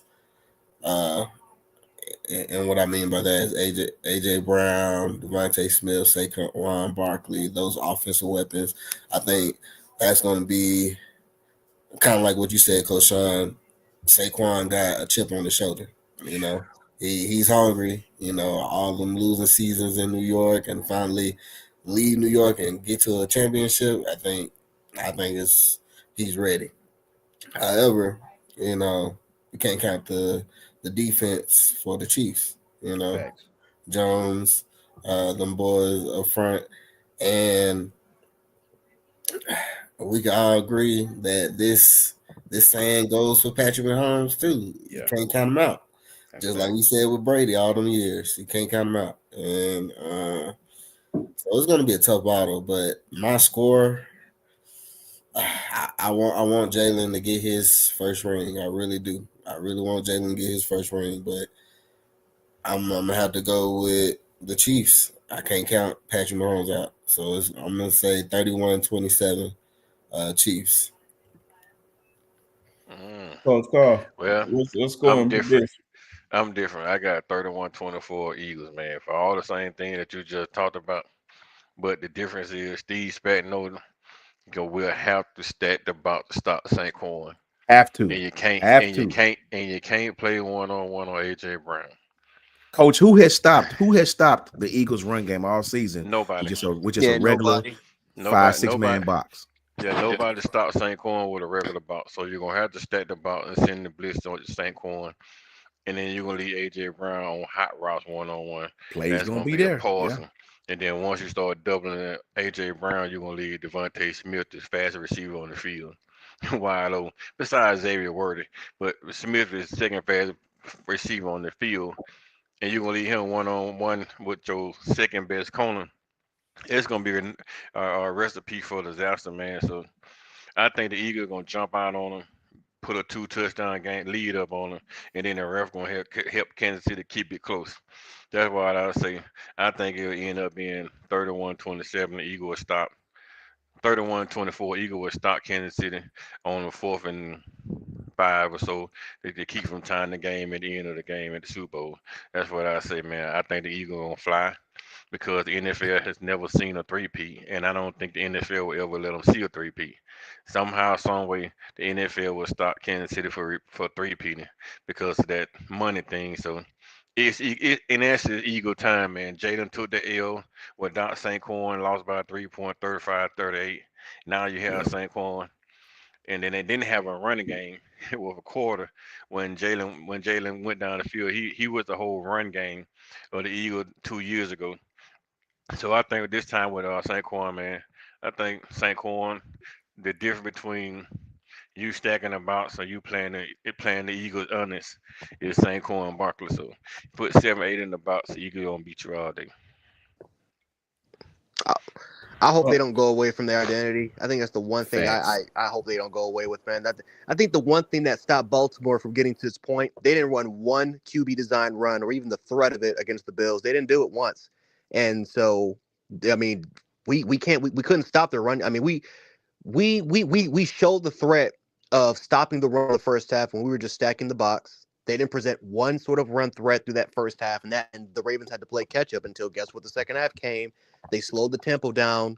And they said, you know what? We're just going to give the ball to Henry. We're going to possess that threat of Lamar in the run game. And then look what happened. The Baltimore Ravens ran for 140 yards in the second half against us. The Eagle can't get away from that. You're playing into the Chiefs' hands. You're going to have to use Hurts, use him in a lot more QB design runs. Use the read option. Just use the threat of him with his legs, just in case, so that you can continue to get that respect from Kansas City. Because Steve Spagnuolo is brilliant, and once he smells blood in the water, man, he's not going to stop. So you got to continue to keep him honest. And so this is a huge game for Kellen Moore. He's playing for. I mean, like, he's not a head coach this season, but Kellen Moore, this is a big game for him, man, because no one has seemed to outcoach Steve Spagnuolo this season, and so he is. That's going to be a tough task for him to do. But I just say, just for the most part, just don't get away from your identity. Don't try to do something that you've never really done before in this game, because the Eagles have the better roster. I think if they do that, they're going to win. yeah, man. I And mean, go ahead. it's not like Jalen Hurts didn't had a bad game last Super Bowl. Like he was actually playing phenomenal. He's just with the exception of that fumble, but other than that, I mean, It's the Jalen defense. Jalen Hurts has Saquon Barkley now, Yeah. and who can open up the field a little bit more for him. So I think he's gonna be all right. But like you said, they gonna have to come out with hitting the ground running, like go up 2 touchdowns. You're gonna have to score. This gonna have to be a all out score. Like you're gonna have the ball on the Chiefs. Yeah, because last Super Bowl, the Chiefs were up. Jalen went down the field, ran that long touchdown, took the lead. But he gave Patrick Mahomes a minute and some change. The defense just didn't hold up. You had Lewis Riddick in those boys, but those boys could not get pressure on Patrick Mahomes. Mm-hmm. We know why? Because the chief grabs and holds, and the referee turned a blind eye. So Yep. they grabbing Riddick, holding Riddick, pulling Riddick to the ground. Couldn't get no pressure. Patrick Mahomes went down the field, scored a touchdown, you win. I just don't see the ref allowing Kansas City to get away with that this weekend. I just can't see it. And if they do, more power to them. They own the ref, they own the league, but I just don't see it. I just don't see it. With all the complaints about everybody complaining about the way the ref getting Kansas City so much favor, I just don't see the NFL just catering to Patrick Mahomes this weekend. I think they're gonna try to quiet him like they did Cam Newton. You know how they, Cam Newton was showboating all the way through the league with this 16 in one league, and then in the Super Bowl, his offensive line just forgot how to block. Wide Yeah. receiver forgot how to catch. Defense forgot how to tackle. Yeah. So I think it's gonna be more like that type of game coming out in the fourth quarter. Yeah, I'm gonna say I have to disagree with you wholeheartedly about that. I believe they want this more than anything. They want a three-peat, and I believe they got the calls fixed already. Uh, yeah, I'm not playing, man. You just can't.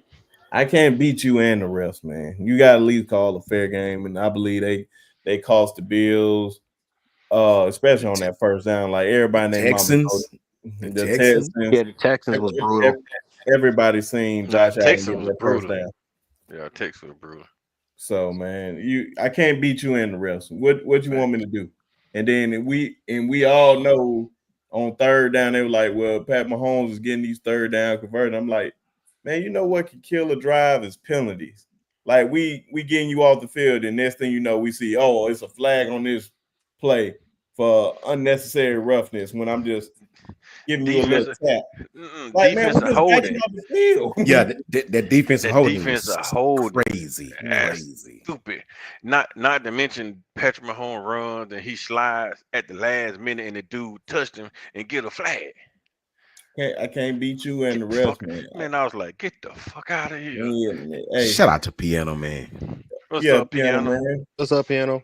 Before we get out of here, man, I'm gonna let you tell me your prediction for the game and who you got winning. Well, the score for the game and who you got winning. Well, first, good evening, everybody. Be sharp, all of y'all, Coach Sean, all my brothers, man, Coach Carl, everybody. Forgive me for my lateness. Piano man had to be on the piano tonight, so I had to, I had to be on it, man. Had a choir rehearsal, and I'm just getting in, and so I had to, and then right quick, I'm gonna do what you asked me to do. Then I was met with a little devastating news that I'll talk to y'all about that later on. But as far as my score goes, um, Coach, I have to agree with Coach Carl. I'm going to say 31-24 Eagles. Eagles. Um, yeah, I hear all this talk about um the this three-peating and all that kind of stuff, but I think this Patrick Mahomes train is gonna stop Sunday. All that favoritism and stuff. The Eagles are too strong up front, especially on defense. Now I'm going to say this: if they don't get a good rush and an effective rush on Mahomes, and I mean stop him before he gets fluid on him, it'll be a long night for the Eagles. But I believe that the Eagles gonna put that thing to him, man, and it'll be 31-24 Eagles. Jalen Hurts will get his first one. Yeah, man. I'm hoping that he gets his first one for real. And I think a lot of folks are rooting for him. It ain't even just like, man, like folks want to see Kansas City. Uh it's not even folks hating on Kansas City. It's just like, man, the refs just involved in a lot of these games, man. And it's just like game after game after game. And like if you pay attention to the like Coach Carl said, if you pay attention to the offensive line, one thing they're gonna do is hold. And the referee just seem like they just turn around, they don't see nothing. Oh, I'm like, God damn. It's like literally, man, they got Joey Bosa in the chokehold last year in the Super Bowl on many plays. I'm like, this not a hole? But hey, man, like I said, my prediction, Philadelphia Eagles, say 28-21, and Jalen Super Bowl MVP. And that verse, Bible verse, John 13:7, will come alive that day.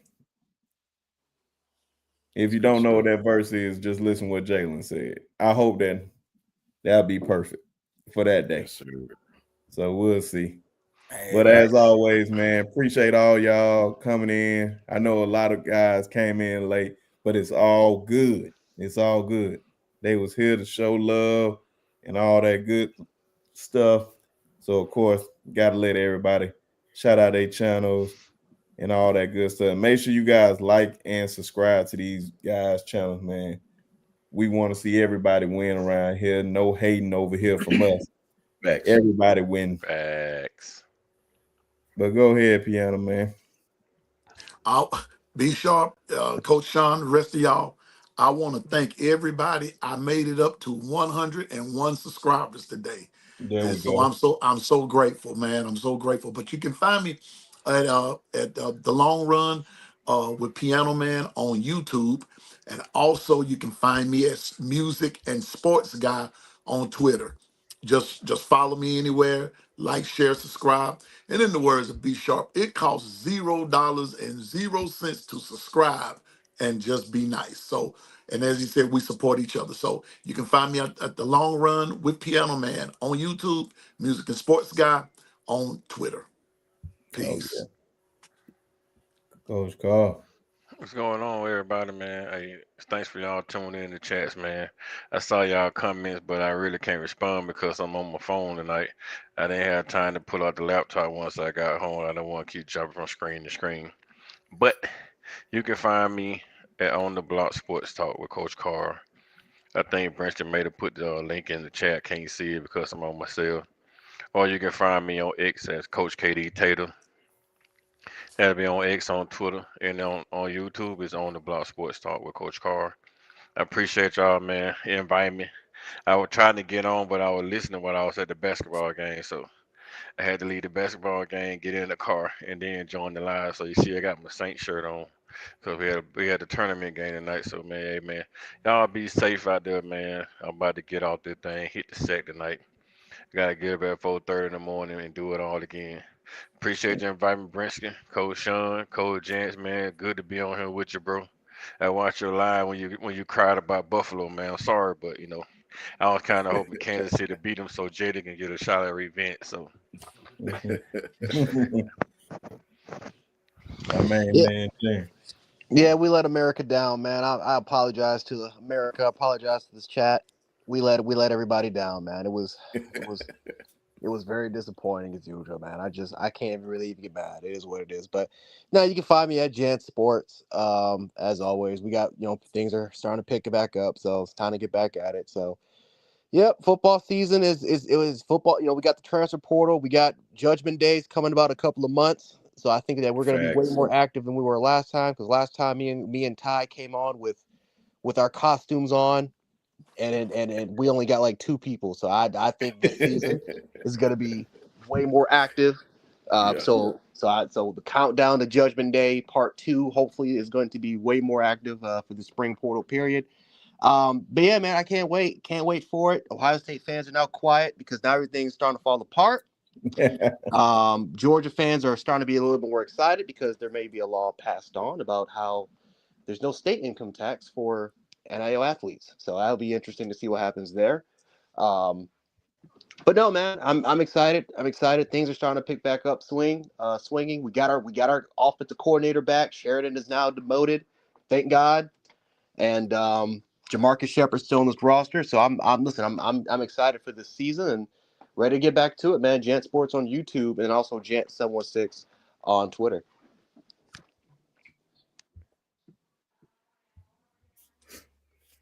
First of all, I want to say much love to my brother, Coach Jance. Good to see him again, man. I was hoping, I was pulling for the Bills, right? I thought about you the whole way. I said, I know Jance tore up about this, man. I knew it. You know what I'm saying? Much love to brother Coach Jans. Shout out to all the Eagles that's in the Super Bowl: Jalen Hurts, Devontae Smith, Landon Dickerson, Eli Ricks, Tyler Steen, Byron Young, who all played at the Crimson Tide. Shout out to all the Georgia guys who also got 4 or 5 guys, on there as well. 6 guys, that call it the Road Dog Eagles. You know what I'm saying? I'll definitely be pulling for those guys. And finally, last but not least, you can definitely find me at JMHO Sports Talk on Twitter and YouTube. And the biggest, even though they don't crown a winner, we won the vote 65-35 to my Alabama A&M University for putting lashes to asses at the Battle of the Bands right there in LA, right by Honda. Alabama A&M University went in there 65% of the vote and put lashes to everybody's ashes for the second year in a row. You know what I mean? Best band in the South, with all respect to my brothers, my Tuskegee brothers, you know what I'm saying? My Mississippi brothers up there, my brother Coach Al from JSU, you know what I'm saying? Much love to all my brother Paul T from Skegee. I don't know if you've seen Brinsky, but Paul T from Skegee too. He tried to send you a message. Oh yeah, man. I kept messaging him in the chat. I don't know if he's seen it. Shout out to my brothers from Skegee, man. All my love, all the HBCUs, man. Do our thing, you know what I'm saying? And shout out to them dogs. Shout out to Carson Vincent and his family and everybody from the Alabama. Yeah. Shout out to our ladies basketball team who dominating. Shout out to Alabama University. My alma, you know what I mean? That degree say so, you know what I'm saying? And you can definitely find me at JMHO Sports Talk on Twitter and YouTube. And it's right there in the chat for y'all to just hit the link. I couldn't get the Piano Man and Coach Carl links fast, but I have it ready next time. I had them all in the notes, so I can just post them all right there. Shout out to Sam Shade. Sam Shade, new coach Sam Shade. Doing his thing. And the crazy thing that you say about the Battle of the Band, Coach Sean, you're not the only one from Alabama that went to Alabama A&M. Hey, I was just about to be on it. I was just about to be on it. Hey, and my boy was in the band. And I marched for Alabama A&M marching maroon and white. What year you was up there? 2009, 2013. Okay, I'm way before you, but okay, cool. I play ball up there. Yeah, man. Yeah, man. MMW. Shout out to MMW. You know what? All right. But first of all, I want to apologize for my tardiness, being late, man. Like B. Sharp said, I am a new father, man. I'm enjoying this road, man. I love it. I'm tired. I'm not gonna lie. So y'all can catch me on IG at QG_sophisticated. And one more thing. Shout out to the Eagles. Shout out to the Washington Commanders, because there's some upside to them. Shout out to the Bills. I wanted them to beat Kansas City. I really did, but it is what it is. I'm sorry we let you down. Yeah, it's all right. I mean, my team ain't in it, so I got to root for one of y'all teams. So, don't root for us. We coming. We coming. Hey, Jaden Daniels. I actually had a bet with somebody that Jaden Daniels wouldn't take the Commanders to the playoffs, and just to let y'all know, I won that bet. So you know how that goes. But yeah, shout out to Eagles, shout out to Chiefs, shout out to all Roll Tide. Shout out to Jalen, man, and one more thing. If Eagles win it, Saquon Barkley is my MVP. Facts. I wouldn't be surprised about that either. And also, ladies and gentlemen, when y'all heard me talking about giving a lot of appreciation last pod to like Jason and Tez, I was talking about the original people that just came up here just because I just wanted some people up here so I can just get used to just talking on camera all the time. Quint was definitely is definitely the original one, right along with the Haven and Arlon. So man, I'm glad he up here. It's been I can't tell you how many weeks he ain't been up here. But of course, we talk It's all been the a time. long time, man. Yeah, and of course, this man having this baby ain't making no better. So, but yeah, my boy showed me love at the beginning. So, That's good and stuff, he man. gonna Shout put out me to in Quint. and he gonna put me in the skybox one day. The In Denver. skybox. In the skybox. Hey man, shout out. Thank you for introducing me to him, man. Shout out to Quint. You know, man, I don't know what instrument you play, but I be hearing y'all when on the sideline. STIX, sticks, Yeah, woo, woo. They be jumping. You know what I mean? Shout out to A&M, man. Stand up absolutely. and cheer. Chill out and Absolutely. long And, for dear old normal. Don't get me started. yeah, Don't get me yeah. started. Go ahead, all of that. You I know what I'm love it. saying? I love it. You know what I mean? Love it. Bulldog Creed, baby. Football team for life. Bulldogs. Life. Yeah, man. And as always, man, I'm Brinsky Shaw with the Shaw Shooters Podcast. The link is in the comment section. Subscribe to the channel. On the road to 800 subscribers. Shout out to Quint. Shout out to Arlon. Shout out to DeHaven. Shout out to Ted. Shout out to Jason. Fact. The whole Wu-Tang clan with us with Coach Sean, Jans, Piano Man, Coach Carl, Ty, Hi, Coach Al.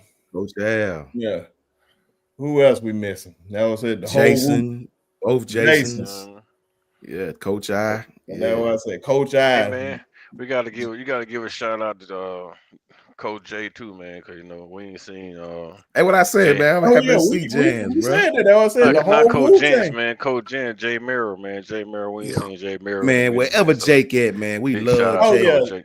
Jake. Shout Jake Definitely. got a out to permanent Coach, seat man. at the table, man. Whenever Jake come back, man, life happens, bro. Whenever Jake come back, we gonna pull up like it was like it's 1999, bro. That's That's right. it. We are Big we fact. pretty much the Wu-Tang clan Shout of out to Jake. this. Love you, boy. And so, man, definitely appreciate everybody. Also, shout out to my beautiful wife. She is asleep and trying to support the channel, and my baby who is asleep too, and she needs to stay asleep all night because we are not doing this again. Trying to stay up. Shout out to her. She got a birthday coming soon, and I will have a 2-year-old in the house. Here. This is no. But also, man, shout out to everybody in the chat, man. Appreciate y'all just supporting. We wouldn't continue doing this without you guys. You guys give us a lot of support for this. Just keep on supporting because it's only going to get bigger and bigger by the day. And trust me, you guys are the most loyal people of it all. And like Miss, oh my God, he just want to make an appearance last minute. Jason, Okay. he just want to make an appearance, man. What up, Jason? Really, What up, Jason. boy? I ain't seen my boy in a minute. What's up, Hey Jason? man, what's up, And man? then, man, what you got on here today? Atlanta Dream trial court. Man, what is up with you, man? It's always something, man. I'm just looking for a few good women. Man, yeah, it's time to get off, man. Hey, look, before you go, Brinsky, I said, man, I hope Jason don't get on me too bad, bro. Ebony done already beat me down, bro, about my Steelers, man. She called them squillers. Can you believe that? I left you Can alone, you man. believe the travesty and the verbal beating that she put on me? I didn't I left you appreciate alone. that. I figured you were going through it. I was badly. You know what I mean? Me and Piano Man, Yep. and Coach Yeah. Al, and I Coach left y'all Al. alone. I just had to come catch the let out of the show. You know? And man, I'm glad you're wearing that shirt. And shout out to the best circus in the world, the Universal Soul Circus, which is ran by Jason's family, the Walkers. sir. The biggest. If you ever see the Universal Soul Circus, go out. That's one of the best experiences you will ever have. I promise you. As always, y'all already know. F them trees always.